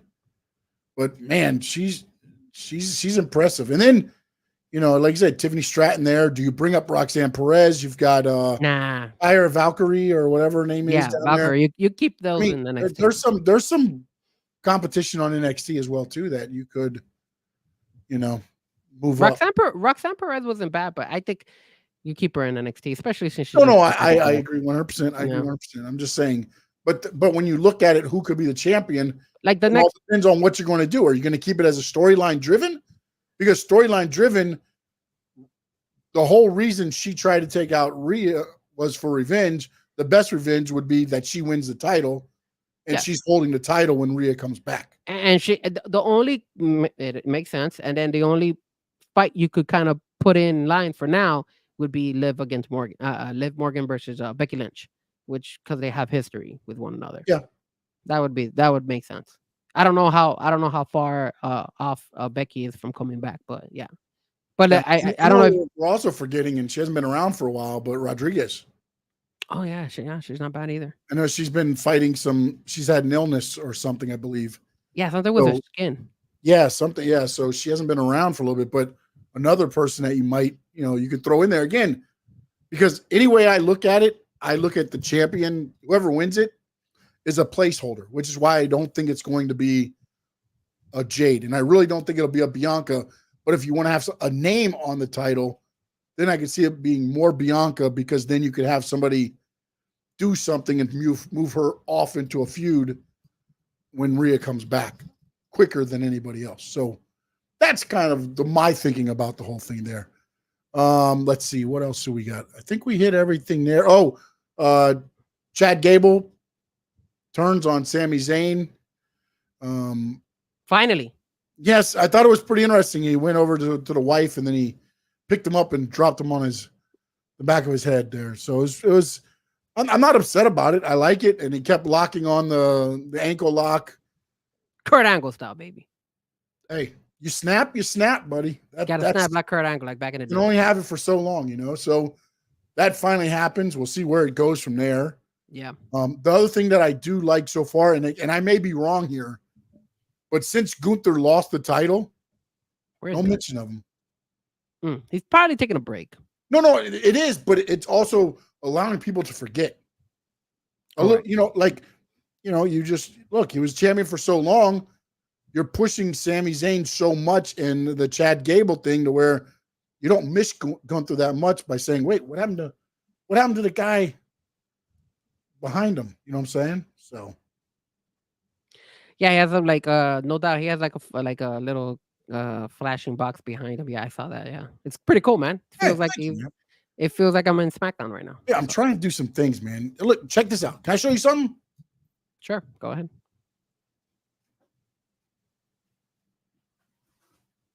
Oh, he has another belt back there. I didn't know you had another. Hey, I got the X. I got the TNA X division and the Ring of Honor. Oh, nice. I don't know if you can see it, all the damn thing. Oh, nice. You know who that is? That Bryan Danielson? Yep. That's the original. Yeah, the original American Dragon. He looks really young right there. Looks nice. I mean, I'm happy that Chad Gable finally turned heel. It was about damn time. And I think that they did a good job because they were showing, Zammy hugging and all that stuff. So young Rhea Ripley. Yep. NXT style. Yep. I think at the end of the day, it leads up to obviously a rematch between those two. Now, my question is, what are they going to do with Alpha Academy? Is Alpha Academy going to now turn heel as well? Or are they going to start talking to him and be like, hey, what are you doing, Chad? And then all of a sudden, it might develop. What kind of storyline can they come up with this? Because now here's the interesting thing, because it reminds me of another storyline that's going on over in SmackDown. Okay. The Good Brothers and Machine, when AJ Styles came back, right? They tried to talk to him and he was attacking LA Knight and everything else. Yeah. Now you've got the same thing going on over in Raw. Yeah. And the thing is, I just don't know that. Look, man, I love Otis, but he's a comedic man. I can't get behind him as like Ivar. I always look at him as a rough and tough guy. Yes. Otis, I always look at as that guy because when he's hitting his belly and he doing the worm and Like that's Otis. Even when they were trying to push him as the bad guy, Otis like just doesn't bring the same to me. Like I think you have to keep him babyface. I just don't know. Like you're saying, I don't know. It's going to be interesting to see the interaction. Yeah, Because then does he turn on them, say, without them knowing he's turning on them? Like, I'm going to train you guys. And then he just beats them up. And also, one of the other things is, think about this. When the interview happened, he's training with the Creed brothers. Not Alpha Academy. Yeah. So I think you're going to see the Creed brothers change. Yeah, maybe I think it'll be Chad Gable and the Creed brothers. And then the Creed brothers will feud with what we call Alpha Academy now, Otis and Tozawa. And then Chad Gable will take on Sami Zayn. So you'll see Sami Zayn probably team with Otis and Tozawa in a couple of Raws or something soon. Yep. And then what did you think about Jey Uso and the whole questioning? You know, they did kind of give us a little snippet, you know, of hey, what you think about Jimmy and possibly, you know, what's your take on it? And somebody did mention it earlier on the chat board. I honestly feel that maybe eventually I do see them possibly working together. I don't know if Jay would want to be back with his brother as tag team, because I think Jay is riding a really, really good high right now. Like he's popular, the whole, you know, yeet and all that stuff. And I think that they need to keep that going with him for momentum, because eventually I feel he's going to eventually be headlining, you know, for one of the belts. Obviously, I know he's going against Damian Priest, but still, I even think bigger than that, you know? So like, I don't see Jimmy coming in and tagging with him again, but I do see Jimmy going ahead and maybe asking for his help and stuff like that. I don't even see that. Really? I see Jimmy getting beat down and Jay making the save. Not Jimmy asking, but Jay just doing it. Yeah. And then they team up after that for a match. You know, like I said, I agree with you. I don't think they go back to being a tag team, but I think you'll see a couple more tag matches with the Usos, maybe against Solo and Tama Tonga. And then Jacob Fatu is signed, but he hasn't debuted yet. So what layer does he debut under? Because that would be the one, because this, going back to what we were talking about before, I don't think Roman Reigns is calling the shots. You think it's Solo? I think Solo has gone rogue and made his new bloodline. I don't know, man. For something is telling me that I think Roman is still calling the shots, and I think just Solo is now they're just weeding out Paul Heyman. I think that's what they're doing. That's why I think Paul Heyman is going to be Roman's ears right now, and then Roman's going to come back and confront Solo, and that's where Jacob Fatu comes in, and then Jimmy Uso returns. They get beat down. And then ultimately, I believe Jey Uso returns to save Jimmy and Roman. And then it's 3-on-3 Bloodline Civil War. And then the final boss arrives and shows that he was pulling the strings of Solo Sikoa, Jacob Fatu, and Tama Tonga. And now Roman Reigns becomes your babyface leader of the Bloodline, Rock the heel with his faction, and now you've got the Bloodline feuding for each other. No titles needed.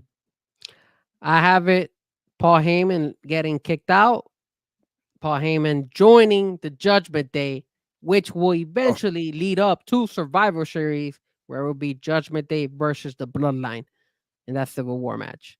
And then the Civil War has got to be Bloodline versus Bloodline. Civil War is not Bloodline against. Doesn't matter. That's Game of Thrones, man.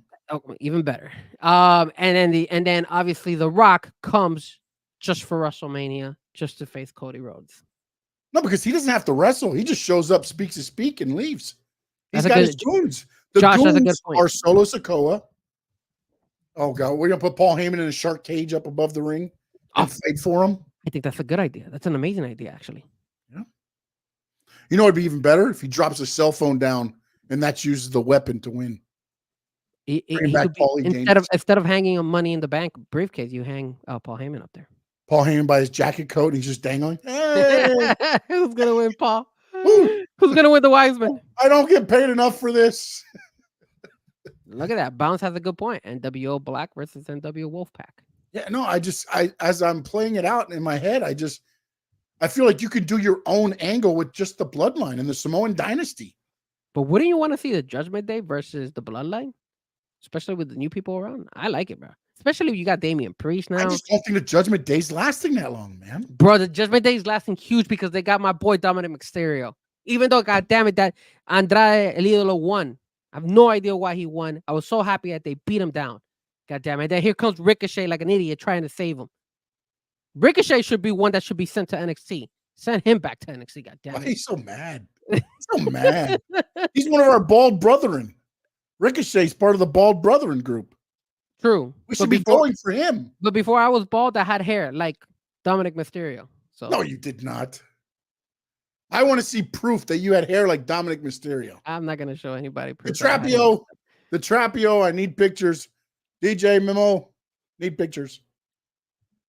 Mimo doesn't have any pictures. Memo, pictures, please. No, why do people hate on the ring announcer, man? That's right, Josh. You send his ass back to NXT. Send him his ass over there and send her too, goddammit. Even though I like her though. I like her, man. Well, because she brings some personality to ring announcing, and it's not just like, ladies and gentlemen, the following contest, one fall with a 45-minute time limit. I mean, come on. I like her. She's not bad. I like the way she changes her voice for each one, man. I like that she gets lost in the moment and starts crying when a fantastic moment happens. I would have. I mean, you got Pat McAfee yeeting all over himself. Oh, man, damn! Why you gotta say it like that? Why you saying it like that? Like that's what he says. You didn't hear him when he comes off the desk. Like, oh man, I yeeted all over myself. Oh, one thing we didn't talk about was our boy Sheamus coming back. Yeah, I'm happy he's back. I just, man, you could tell that he was off. You can tell it was a neck injury, and you can tell he's lost a little bit of the muscle that he had. Yeah, man. He looks chunky, bro. Chunky. That's the thing, man. Like I'm so happy he's back. I just hope he's not pushing it, man. He looks. You know what I'm saying? Like I'm hoping he's just not there to, push it too much. Because neck injuries, man, those are dangerous. Those are dangerous, especially in wrestling, man. Because it's not just, you're always trying to brace yourself, but you never know that one time where it just, hey, you don't rotate correctly. You don't get the push off you think you're going to get. You just land bad. Wow. And your neck just snaps, and that's it, man. Look how long Adam Copeland was out, Yeah. So he was out for a while. It was serious. I mean, your neck injuries are no joke, buddy. I mean, Big E came back after his 2 years and said, he's pain-free, thank goodness. But not cleared yet. But again, he's happy. I mean, hell, he was ring announcing for what was he on? One of the MMAs. He was Pro Fighting League, I think it was. He was announcing. How about he's always said that he's come out before saying that if he can't come back to wrestle, that he was fine with what he was able to achieve. Yeah, and I think WWE uses him perfectly. I love the part of him during the WrestleMania on those pre-shows, the way they're doing it now. If they're going to do it that way, I love him being on there because he gives the side of the fan and of somebody that's been in the business, it's not just storyline driven. Like I felt the WrestleMania panels were so much better because they felt like it was me and you sitting up there debating. It wasn't. Well, CM Punk did a phenomenal job in that. Well, no, but that's what I'm saying. Like they all spoke like fans, like watching the product, and as a fan, kind of what they instead of being like, "Oh, this is what you're gonna have to say. This is how we need to present this match." No, they went out there. They discussed things. They talked about it like me and you would on our show, and it felt real. It's same thing with the game day. Like Pat McAfee, I felt like when he went to game day, it changes a little the monotonous stuff where it's always like this, and that's what that felt like. It felt like for the first time that I can remember, I wasn't watching the same vignettes I watched the 6 weeks building up to WrestleMania. And then I had to watch an hour of the same damn vignettes to get to the match, to right before the match, they play the same damn vignette. Yeah. It was new stuff. It was interviews. It felt like a game day. Like, again, we talked about the guy who took over was game day. That's what it felt like. Hell, they had the announcer guy doing the stories behind the seat, like sitting down with the wrestlers and getting their takes on things. It's just a different feel. It feels like, again, one of the things I always, at least I was taught, is like, you don't talk at people, you talk with them. You make everybody feel part of the conversation, so they feel like they're part of the conversation, not just barking at them. And that's one of the things where I felt like this WrestleMania changed, because the show at the beginning pumped up the actual night 1 and night 2 better than any pre-show I think I've watched up to that point. Yeah.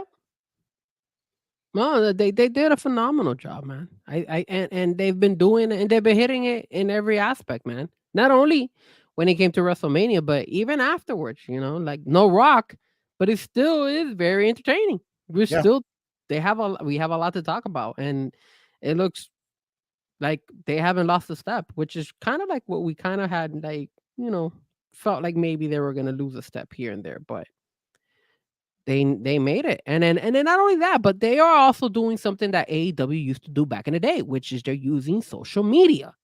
They're using like, that's one thing I do miss, and I don't want to go back too much to AEW, but that's one thing I do finish with AEW too, because we got to do our dynasty picks tonight. Oh, that's true. One thing I do miss of AEW was their good use of social media. Remember what was Chris Jericho's group back in the day? That Inner he used Circle? the Inner Circle. That was when Jericho was blowing up. I love Jericho. That was the Jericho I love, the Inner Circle Jericho. And they would have those little, like they did the Brady Bunch type of social media things. That was fun.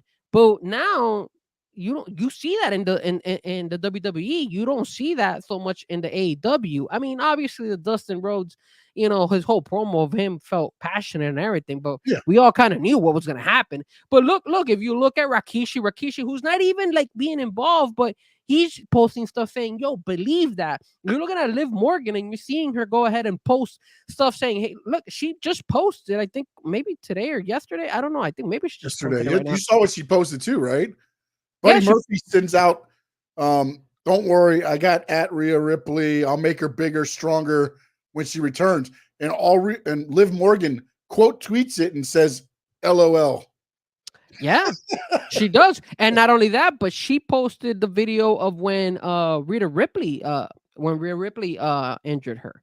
Mm-hmm. So it was like you when blindsiding her and all that stuff. So they're making good use of social media. Also, if you watched last night, I believe they turned Liv Morgan heel last night. Oh, absolutely. You have to turn it. Now, let me ask you this, because as soon as I saw that and I thought about Liv Morgan turning heel, there was a girl that came up in my head, and I was like, where has she been? And I haven't seen her.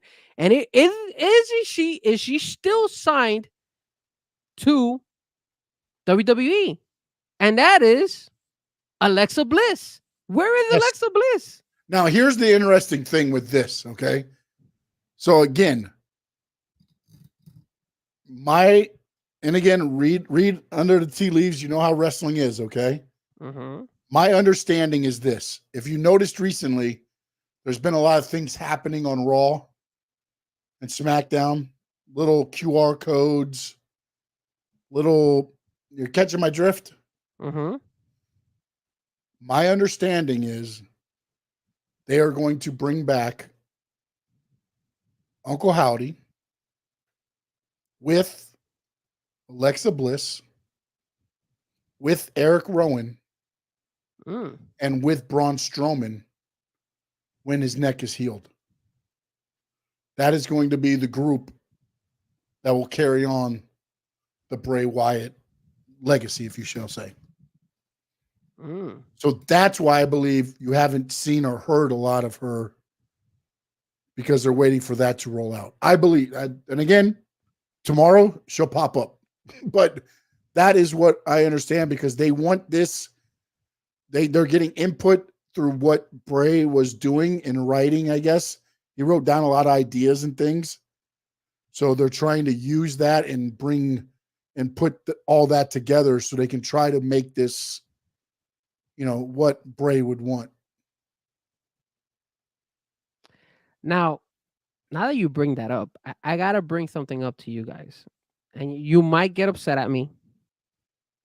The fans might get upset at me, but I saw something that it just caught my eye, and I was just thinking out there. You know how I was talking about how the biggest match for Jade Cargill would be obviously Bianca Belair, and then after that would be Charlotte Flair, and you went and you said it was Rhea Ripley, right? During her moment, I don't know if you saw this, but Rhea Ripley went ahead and she showed her eyes and it went white, right? Did you see that? Yeah, when she looked up, like between her hair. Yeah. At the during the promo you're talking about, right? In the ring. Yes. Sir, if you want to get Rhea Ripley to become a megastar, you make her, and don't get mad at me, guys. You make her the female Undertaker. That's what you do with Rhea Ripley. You make her the female Undertaker, and I promise you, she'll blow up. But in what aspect do you mean the female Undertaker? You start developing her character to mimic similar to that same type of persona that Undertaker was. We have the Undertaker, but we've never had the Undertaker of a woman. We've never had that. It would be something new. Again, I think the reason the Undertaker is who he is because it happened during that kayfabe period where you didn't know, like he said, for 10 years, he would leave in the ambulance to get in a car blocks away so that nobody knew, kind of what the Undertaker was. And I'm not against your idea, Frank. Yeah, I like it. I just don't know how you do that in this day and age, like in this period of, social media and everything. And because again, by the time social media comes in, Undertaker's cool. You've had the American Badass Undertaker, you had Kane and Undertaker, Dead Man Inc., the Brothers of Destruction. By then it's become cool. So when you see the Undertaker, but if it wasn't for that first period of the Undertaker, that doesn't exist. But I mean, you could I just don't know that you can do that in this day and age. You could still twist that angle. You could still twist that angle because right now, if you kind of look at a couple things going on right now, she's actually out of the Judgment Day right now, right? So when she comes back to Judgment Day, she's not the same mommy that we originally knew. So that's the first twist that they could do to start removing her and making her bigger than what she's gonna be. And then after that, she starts getting this evil type of like mentality because she got injured, and you could also throw other angles of other people who are trying to injure her consistently, and then it obviously turns out to like, okay, now I'm no longer the mommy, no, I'm no longer this, now I am like this dead woman walking instead of dead man walking, this dead woman walking where I am evil, but at the same time I am like a persona that nobody can, understand me, and I have that, that aura, which what Undertaker would always bring when he came out. Like, it would just make it just like something out of this world because you don't see that. You've never seen that in a woman. And then she uses the same little trademark, like we saw it in her promo or in her segment, that she was rolling her eyes. As soon as I saw that, the first thing that came in my head, I was like, wow, this girl actually could be like the Undertaker. And I think people would buy it. Her version. And yes, social media is going to be involved, but she can go ahead and make her social media very dark instead of very lovable and and now it has to be commitment from her. Obviously, this is it's going to take commitment from her, and then also huge commitment from her because, like you said, but the darkness that you have, the stuff that made the Undertaker cool, can you get away with now? Yes. Look at Bray Wyatt, man. Bray Wyatt was cool. But remember, the Undertaker put Stone Cold on his cross and hung him. You could with do that. Stephanie McMahon as well. The same thing. Like there was things that led to the Undertaker, you know, and then also the other thing that led to the Undertaker being the Undertaker was also, and this might be something that she already has, but the deep-rooted respect in the locker room. You know what I'm saying? Like that was more about the Undertaker than anything else. And I just like Rhea's already lost at WrestleMania, so you can't get that going. True. I mean, you can turn some things, I guess, and make her a darker character. But you have know how dark you can do it. And then the other thing that I will say onto that is, how much darker can you make her character if and when you do the Uncle Howdy, Bray, you know, that segments, like they're going to be on 2 different shows. That's one thing. So that's a positive thing. You can't have all that on one show. And don't forget, Undertaker at one point in time, he had to go against Undertaker, and that sold a lot. Dark versus dark. And then also you had Kane, and that was another dark person. And if there's one company that knows how to make it work, it's WWE. Just saying. Yeah, no. I'm just trying to think how you go from where she is now. Because to be honest, right now, when you bring her back, the fans are going to want to cheer their asses off for her. That's why you flip That's it. That's going to be the thing where you've got to try to flip it. Either that or beforehand you start laying people out. I feel that be set up for her. What tends to happen to a wrestler when they're out for a while? Their momentum starts to fall, right? They want to reinvent themselves. It's one of two things happen. They lose all their momentum, or they reinvent themselves to come back for something bigger. Yes, sir.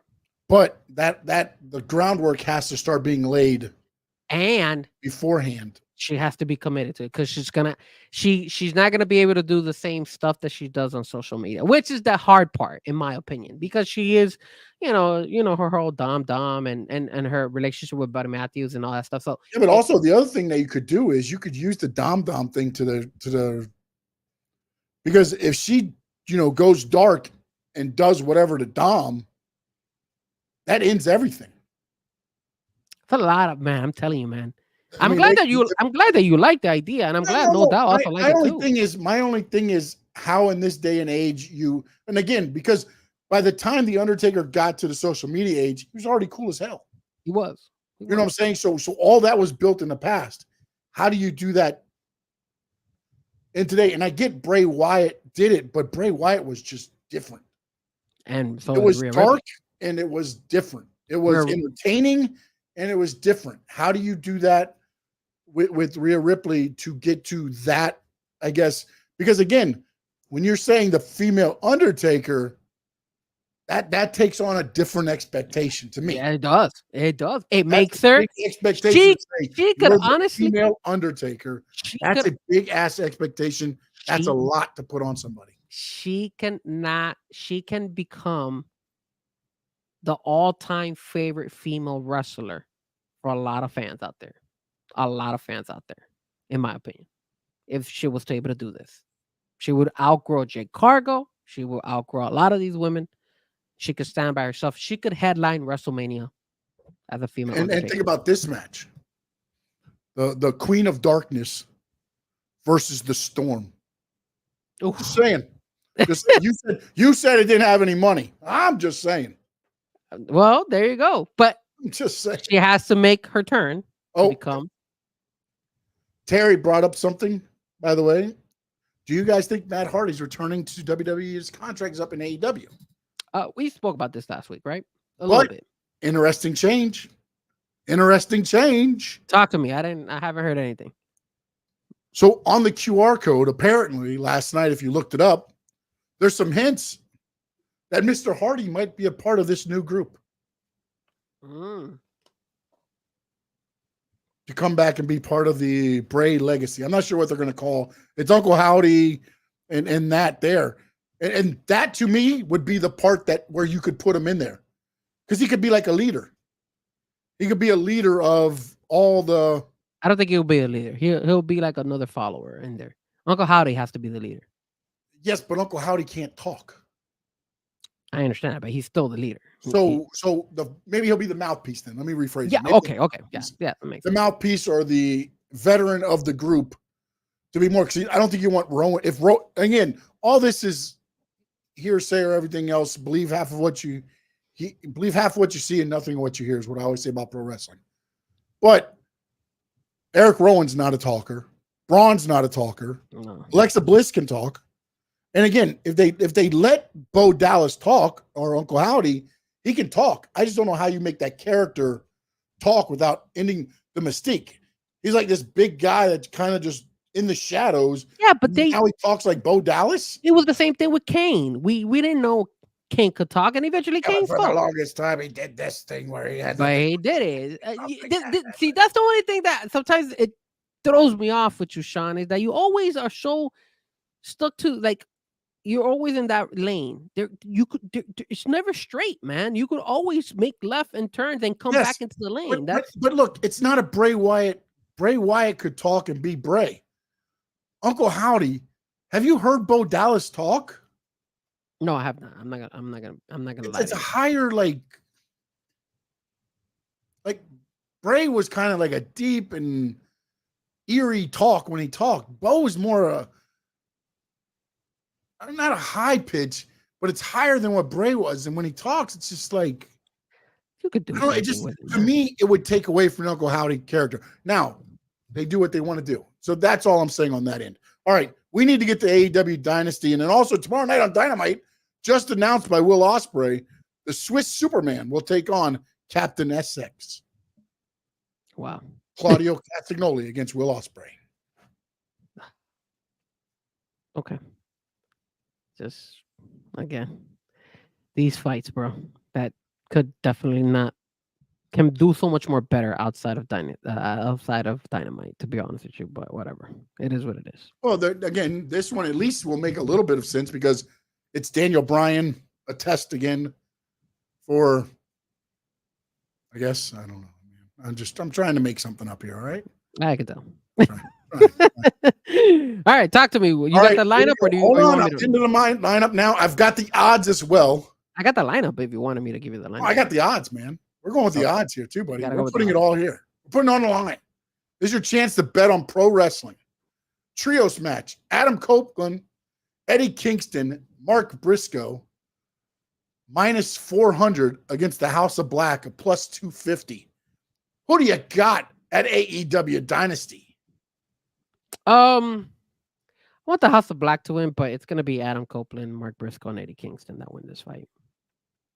That's just me. I think they always get it wrong. I think looking at everything, it does. But you know, it'd be perfect if Malachi Black pinned Adam Copeland. Yeah, because now you set up for the TNT title. Yep. Malachi Black's already beat him once. You know, go that way. But I kind of have you have your TNT champion and the Ring of Honor heavyweight champion, and then Eddie Kingston on a team. I don't know that you have them lose. Yeah, especially with the momentum that Mark Briscoe has right now. Yeah. I'm gonna have to go with you, unfortunately. The singles match. It's kind of odd, but I guess Will Ospreay minus 1,000 versus Bryan Danielson plus 500. The plus is that they're the underdog, right? Yep. Yeah. So what is I think everybody understands what this match is. This is Bryan Danielson giving Will Ospreay his signature of approval to become the face of AEW. That's what I feel like this is.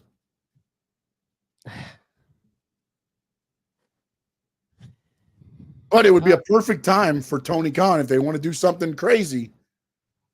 Have Bryan Danielson go full heel again here and change it up and beat Will Ospreay. They could drag this. No, you 100% can. But after watching the Eddie Kingston thing and then watching the build up to this, it's almost like Bryan Danielson's in the mode of I'll just build the stars and leave it for you to figure out. This Bryan Danielson is so annoying. Yeah, you're right, man. I would want to see Bryan Danielson win and then carry on with the story. Maybe they eventually, if AEW was these are two of your biggest draws right now. Like, come on, man. You need to. I wish they would drag this out, but they're not. Yeah. Well, Ospreay's gonna win. TBS championship match. It will be the champion, Julia Hart, a -500 versus Willow Nightingale +300. I think here is where you see Willow Nightingale take the turn, and I think she wins it because eventually it's going to lead up to her against Mercedes Moné. See, I think there's going to be shenanigans in this match. I think somehow, whether she means to or not, Mercedes Moné costs Willow Nightingale the match somehow. And Julia Hart keeps it by somehow, like, Willow gets sidetracked with Mercedes. Something plays out and Julia keeps the title because now it kind of keeps that Julia strong in this as could she be the one attacking Mercedes? Mercedes in her mind thinking, you broke my ankle. You're the one that attacked me, going after Willow. There's just so many ways to keep this going that I think you can do that in this match. But also understand it's Tony Khan, so Willow Nightingale might win in a squash and then challenge Mercedes Moné right there on the spot. And not only that, but you could see a turn by Willow, and Willow could have been the one that hit Mercedes Moné. So, one more time. Say it one more time. Maybe Willow was the one that, caused. Yeah, no. What I'm saying, I was saying the way they left it, it could be Sky Blue. It could be Julia Hart. It could be Chris Statlander. It could be Willow Nightingale. It could be somebody we're not even thinking about. I when you see that type of thing, I get the vibe that it's a good, like a baby face turning into a heel, and that's why I think Willow wins it. I think Willow was the one who hit Mercedes Moné or planned it that way. Mercedes got hurt. That's just me though. I personally think Willow will remain the baby face. I think Mercedes turns heel. That's the way I'm thinking. Because to me, Sasha Banks, Mercedes Moné, however you want to look at her, is a lot better heel than she is a baby face. Just saying. But then why would they attack her? Why did they attack her then like that? Because that's like showing like she's a baby face getting attacked by. Yeah, because I mean, again, you're going to show her sympathy, but that's why I think it could be Julia Hart. But then I think back to AEW Dynamite. Right? AEW Dynamite. Remember one thing that happened, and I go back to the Sky Blue thing. She got hit with the mist. She turned dark. She did. Right? Willow Nightingale interrupts Adam Copeland about to get missed by Julia Hart, but the mist is all over her. The black mist is all over her. Well, she already got missed once already. Okay. Well, this week, she had the mist on her, which set up for the tag team match. So do they try to play on that? Was that a little nugget that she's going, again, you may be onto something. I just think if you keep Julia Hart the champion, you keep a lot of avenues open instead of us knowing, okay, it's Willow. I just think if Willow wins the title, it's exactly what you're saying. I just think Tony Khan is not too creative, and I think he wants to eventually get the belt off of Julia Hart. So I think that's why he will go that easy route. They misused that stable so bad. They do, man. And Julia Hart, I mean, she's growing momentum again, but I don't know. I loved it when she won it. Then it's kind of been like this with her when it comes to that belt. I don't know why. Yeah. It hasn't been like high. How like mommy's always riding high. Look at freaking Toni Storm is riding high. Also the machine behind her. I feel like she gets overshadowed by Toni Storm. Look at the production that's put into Toni Storm. Do you think that's Toni Storm like paying for all this black and white when it's her and then color when it's somebody else? Like that's the promotion from the machine. And unfortunately, Julia, yes, they turned the lights off for her. Yeah. And they turned the lights back on for her. But like, I mean, it reminds me, honestly, the TBS championship. Who was the TBS champion? Before Jade, right? No, Chris Statlander. And then Chris Statlander, but Jade before that, right? Yes. And what did Jade get when she was TBS champion? Nothing. Exactly. That's why earlier today you were saying every time Jade comes out, it's 20,000 times better in WWE than when she came out in AEW. It's almost like that belt is like it's the secondary title. I get it. It's not the AEW Women's Championship, but man, make it mean something. Yeah. Like, to me, Christian made the TNT title mean something again. He did.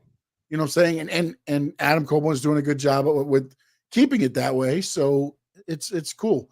AEW International Championship champion Roderick Strong versus Kyle O'Reilly. Kyle O'Reilly is the betting favorite at -200. The champions at +150. Wait, when did they set up this fight? Oh, this was on Collision. You missed it? This was on Collision? Yeah, man. Oh, crap. Yeah. I didn't. Yeah, I mean, he came out when they were attacking somebody, and then they ended up laying him out. You know what? I actually still have Collision recorded. I'm gonna rewatch it because I don't remember that part. But I must have been like cooking or something. When I was watching. I mean, remember I record Collision because I didn't watch Collision. I saw it in my social media. That's where I saw it. I'm not gonna lie to you guys. I saw the turns. I am not gonna be one of those 216 that is watching that show right now. I'm not gonna lie to you. Get me invested into it, then I'll be back. I'm not gonna lie to you guys, and you got my wrestling fans. I'm sorry. I know I'm a big fan of the Magician, but I was watching the UFC fights. Sorry, bro. It was really good. Those UFC fights were really good. I was like, I gotta watch those fights, and then I'll watch Collision. Although they turned into a goddamn AEW pay-per-view too. What? 2 matches to go at 12:30 in the morning. Yeah, so at 2 fights. Yeah, I saw that. Going back, Roderick Strong against Kyle O'Reilly. Yes. Kyle O'Reilly's the favorite, right? Yes. Yeah, he is. He's the betting favorite. I guess they're thinking he's coming back from injury. He's going to get the push. Huh? I just think there's no rush to give him the title. You cheat him out. Why would they give him the favorite? It doesn't make any sense. I mean, if you make the change that quickly, I mean, you kind of diminished Roderick Strong's title. Exactly. And Orange Cassidy, because that's who he beat, right? Did he beat Cassidy? Yes. And how long did Orange Cassidy have the belt? He had it for friggin' years. Look, man, I'm gonna go against the betting odds. I'm gonna go with my heart says. If I was AEW, if I was Tony Khan, oh boy, here's where we always mess up. Here's where we mess up. Yeah, I always go with I'm gonna say Roderick Strong wins, but I'm pretty sure Colorado is gonna win it because it just makes no sense. But I did believe Roderick Strong deserves to win it, to retain. That's just me, though. I believe the better story would be Roderick Strong winning and Kyle O'Reilly chasing. Yeah. Now, Roderick Strong not winning clean, but you have Undisputed Kingdom. You've got Wardlow now being their like muscle. Yeah. So you can do a way to get, cheat Kyle O'Reilly out and then have him chase it for a while. But I also know how this works, so I'm going Kyle O'Reilly. Yeah, I have the feeling. I guarantee Kyle O'Reilly is going to win, and then that would be another L for the Undisputed. Like, how would that make any sense? But whatever. At this point, you might as well just disband the group. You should. AEW Continental Championship, Okada -800 versus Pac +425. Come on, man! All day Okada, man. There's no way Okada loses that match. No way. AEW World Tag Team Championship ladder match. When did it become a ladder match? When the hell did it become a ladder match? Okay, well, hey, it's a ladder match. Young Bucks -300, FTR +200. Is that are they gonna steal our idea and put like a fake Paul Heyman up there as well or something? Is that what they're doing? No. Man, it's gonna be a CM Punk though. It could be Jack Perry or something.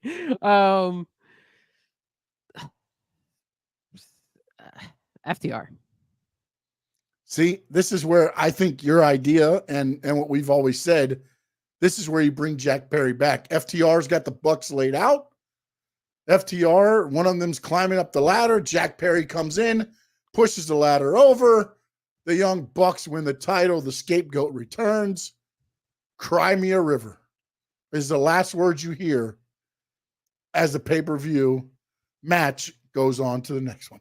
I say FTR Young Bucks are gonna win it, and then all of a sudden you hear the CM Punk song come out, and CM Punk comes and knocks Young Bucks out, and then goes back to WWE. So good. It makes sense. I just think that they're gonna make the mistake and give it to FTR. I'd make this a ladder match. I have no idea. There's got to be some kind of shenanigans to where it's going to cost them. That's my thinking. Was that on Collision? Did they not? Maybe it was on Collision over there. I got to watch Collision again. I don't know. Watch Collision. Get back to me. I'll let you know. We'll do an addendum on the end of the show. We'll download it. We'll put an addendum and be like, okay, we watched Collision. Here's what happened. Anybody in the chat knows why they made that a ladder match? All right, AEW Women's World Championship. Toni Storm minus 400. Thunder Rosa plus 250. Damn, they have Thunder Rosa as the underdog. Yep. I just think everybody's in love with this story of Toni Storm. Nobody wants it to end. Nobody wants the black and white to end and Toni Storm kissing everybody and yeah, tits up and everything. Yeah, tits up. Toni Slapping Storm. the titties. I think Toni Storm wins it. I think she beats Thunder Rosa. I think the Thunder Rosa Deonna Purrazzo thing means something. Yeah, that's what happened. I think it, and maybe Purrazzo gets involved in it. Yeah, I too. think something. Maybe she gets involved on both of them, and then it just, one Toni Storm falls back over or something. I don't know. And then the last match, the AEW World Championship match, Swerve Strickland minus 200 against Samoa Joe at plus 150. So it's almost like a pick'em. It's kind of the same as Kyle O'Reilly, Roderick Strong. It's kind of like a pick'em. Swerve, man. Gotta go to Swerve. You know what, man? I honestly, unless there's some huge debut that Swerve's going to go and make money with some other way, he beats Samoa Joe. I'm not talking about Hangman Page coming back and costing Swerve. I mean, like, it's got to be like somebody I don't know who could it even be, but Jon Moxley. No, God, no. Please. He's coming back tomorrow, baby. He's busy defending the IWGP Championship now. Oh, that will be perfect. The IWGP champion versus the AEW champion for the next pay-per-view fight. That's right. Bring all the belts from everywhere. We're going to throw the AEW champion, the ROH champion, the IWGP champion, all in the match. AAA, bring them over. Who's our champion? What was that pay-per-view that they have like New Japan and them going one-on-one? What's that? Forbidden Door. Forbidden Door. When is Forbidden Door? When do they I want to say it's... Is it the next one? No way. Is it the next one? They've got like 9 pay-per-views this year. They do have a lot. My brother sent me a message showing me, oh, there's one in Orlando. Yeah. Oh, me and my brother are going to go. At the end of the year. Yes, me and my brother. Guys, I know we're going a little bit long. 2 announcements. There's the pay-per-view in Orlando for AEW, and there's a Monday Night Raw coming to Sunrise, baby. Yep, August. Hell yeah. I won't be able to go to that one, though. I'm going to be out of town. I'm going to be in California. But I definitely am going to make my way over to that AEW pay-per-view. Looks like Forbidden Door was in June last year, so I'm guessing around the same time. So then, so Forbidden Door will be the next one, right? I guess if it's going to be... So it makes sense. Jon Moxley versus Swerve Strickland. That's crazy. That makes perfect sense. No wonder they're bringing Jon Moxley. No wonder he won that belt. And no wonder he probably is showcasing himself. If that's the next pay-per-view... June 30th in Long Island. Oh, Jon Moxley all day. Oh, MJF. Oh, that's true. Because Long Island. That's right. You're right. Moxley's Detroit, right? I think Moxley's Detroit. Is he? Ohio. Oh, he is Ohio. Ohio. Yeah, I knew he was somewhere up there. Yeah. Oof. But do you think? No, but you know what? MJF comes as a surprise. He's not in that card. Whoever is that main event fight. Swerve wins the belt, holds it up, and then here comes MJF. And then MJF's music hits. Makes perfect sense. And you know what? Honestly, since what happened with Joe and him, he could just run out and not even attack. He could just run out and start kicking Joe's ass.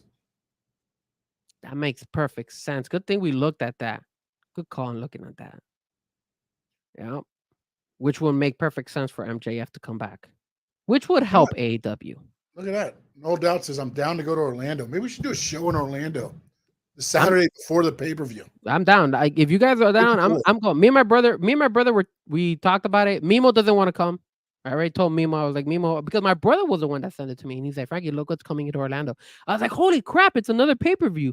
Oh, And not Forbidden Door. I mean the AEW pay-per-view. Sorry. yeah, not, yeah, Forbidden it's not Door's from Forbidden. Long Island. I'm sorry. Yeah, not the Forbidden Door. That's not the one that's coming here to Orlando. But there's one coming to Orlando. And I was It's like, Full oh, Gear that's coming to Orlando. there you go. Yeah, they've had a couple. They had a I don't know if it was Full Gear. They had another pay-per-view there in Orlando too. Maybe it was Full Gear. But it is. I didn't know it's a short drive for you. Well, for me, no doubt, it's what, like a 3-hour drive, maybe? Yeah, like 2-3 hour drive for me from where I stay. But I'm down. No, it's gonna be World's End. Oh, interesting. Is that the one in Orlando? There's hold on. Yeah, it's coming to Orlando, December 28th. Yeah, it's in December. Yep, December 28th. Around that Christmas time. Yeah, maybe we'll find an area up there, do a show the Saturday night. Oh no, it's Saturday, December 28th. So maybe we do an afternoon show, a pre-show there, and then go to the show. Yeah, just let me know. But I'm down to go because I remember my brother hit me up. Oh wow, no doubt. I didn't know you were that up north. He was telling me, Frank, you ready to go? I'm like, yo, dude, I didn't know they were having a pay-per-view over there. I was like, yep, I'm down. So we were planning on it. And we can put together something and do a AEW pre-show there. Oh, I like it. Pre-show because we want to make sure we can get wherever the stadium, get something near the stadium. Yeah. Do a live show there, and then come on over and we all join together. We'll have the whole crew, Square Circle Digest crew, and then come on over to the what's the name of the arena? It is my God. Where the Orlando Magic play? Petition Financial Arena. Is that where the Orlando Magic play? I don't know. AEW Orlando. We can get rows 1. It's row V. Where's row V? I don't have a setup right now. Yeah, World's End, Saturday, December 28th. We can get 1 to 4 tickets for $88 a piece right now. How much? $88 a piece. Damn, for a pay-per-view? Yeah. That is not expensive at all. It's row V. I don't know where that row V's at. So. I'm gonna look into them. I'm gonna look into it. Yeah, because I got it pulled up here. Dynasty is this Sunday, Missouri. Double or Nothing, the blue chip. That's when Dustin should have won the damn poker chip. Is May 26th in Vegas. No doubt, there's a lot of us South Floridians have migrated to North Florida post 2008. That's true, man. And not only a lot of people left, especially after COVID, they went up north. It's just more cheaper, bro. It just makes sense. Oh, definitely.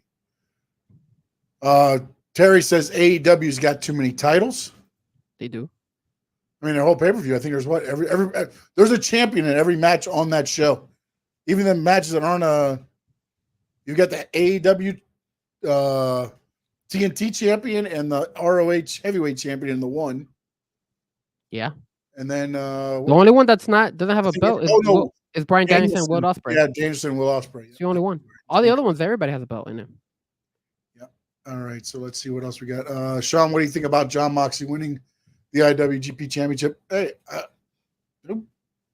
I like it. I mean, good for him. If they want to be doing all that travel, man, back and forth, Japan and here, I know that at least they're doing a lot more shows over here now, so that's good and everything else. But it's one of those things where, I mean, Tony Khan's got an okay relationship with them until he steals more people, I guess. Because, dude, let's be honest, man. If I'm a businessman, and we say we're gonna have a Forbidden Door pay-per-view, and then less than a year later, you've taken Okada, you've taken Mercedes. Well, Mercedes was another one now. Will Ospreay, Jay White, Shibata, Juice Robinson. I mean, look at you've taken all that talent and what do we get out of it? Yes, there's a talent exchange, but if there's a show on the same day, who are you putting them on? Man, I just don't understand what the business thinking about that is. So, but hey, it's cool. It's cool as wrestling fans because again, it gives us a lot of wrestling to sit there and watch, man. What happened to Jay White? I haven't visa issues. Oh, that's he couldn't be in Canada for any of the shows So that's why they were doing the thing, videotaping him at houses and everything else.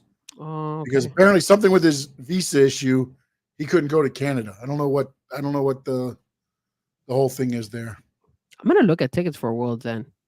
Let you know. Yeah, man. Let me know. We'll figure it out. We get tickets settled, then I'll call around over there too. Find a sports bar or something. We can just do like maybe a 2 to 4 show at, and then leave and go right there.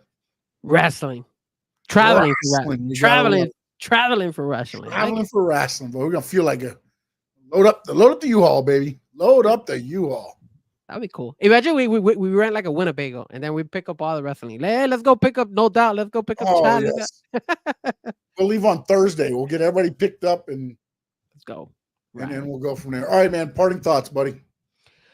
Guys, don't forget to follow us. Don't forget to hit that like on YouTube, both on Sean Stanley's channel and also on my channel, the Frankie Fresco channel. We finally bringing back the show tomorrow. Let me talk to you. Finally, after 2-week hiatus, I don't have to DJ. So last week was a busy week, man. I was like slammed. So finally, I'm coming back tomorrow with my brother. So guys, tune in 8 o'clock. We're going to be on, but keep in mind, we're all going to be keeping you up to date as well with the Miami Heat game. I know the Heat game is going to be going on as well because they start, I think, at 7. So we'll be keeping intact. I'm going to see if I could probably do like something that keeps up the scoreboard or something during the Heat segment for us. We might move the Heat segment earlier. That way we could keep track of how they're doing. Hopefully they pull that win against Philly. And then obviously you guys are more than welcome to follow us on social media. Myself, Frankie Fresco, and TikTok, X, Facebook, all social media platforms. And of course, don't forget to show us love here, of course, for the Square Circle Digest, hitting that like, and of course, subscribing. All right. You can follow my YouTube channel at Stanley Media House. And you can follow me at Sean_Stanley11 on all other social media aspects. And Terry, he says, Sean, what could Tony Khan do to get AEW back on a positive track? Concentrate just on your own damn product. That's it. Concentrate on your own damn product and make it better than what it is. Bring back MJF. I am Sean Stanley. He is Frankie Fresco. Again, Stanley Media House YouTube channel. Frankie Fresco YouTube channel. We are out. In the words of the great Gordon Soley, so long from the Sunshine State.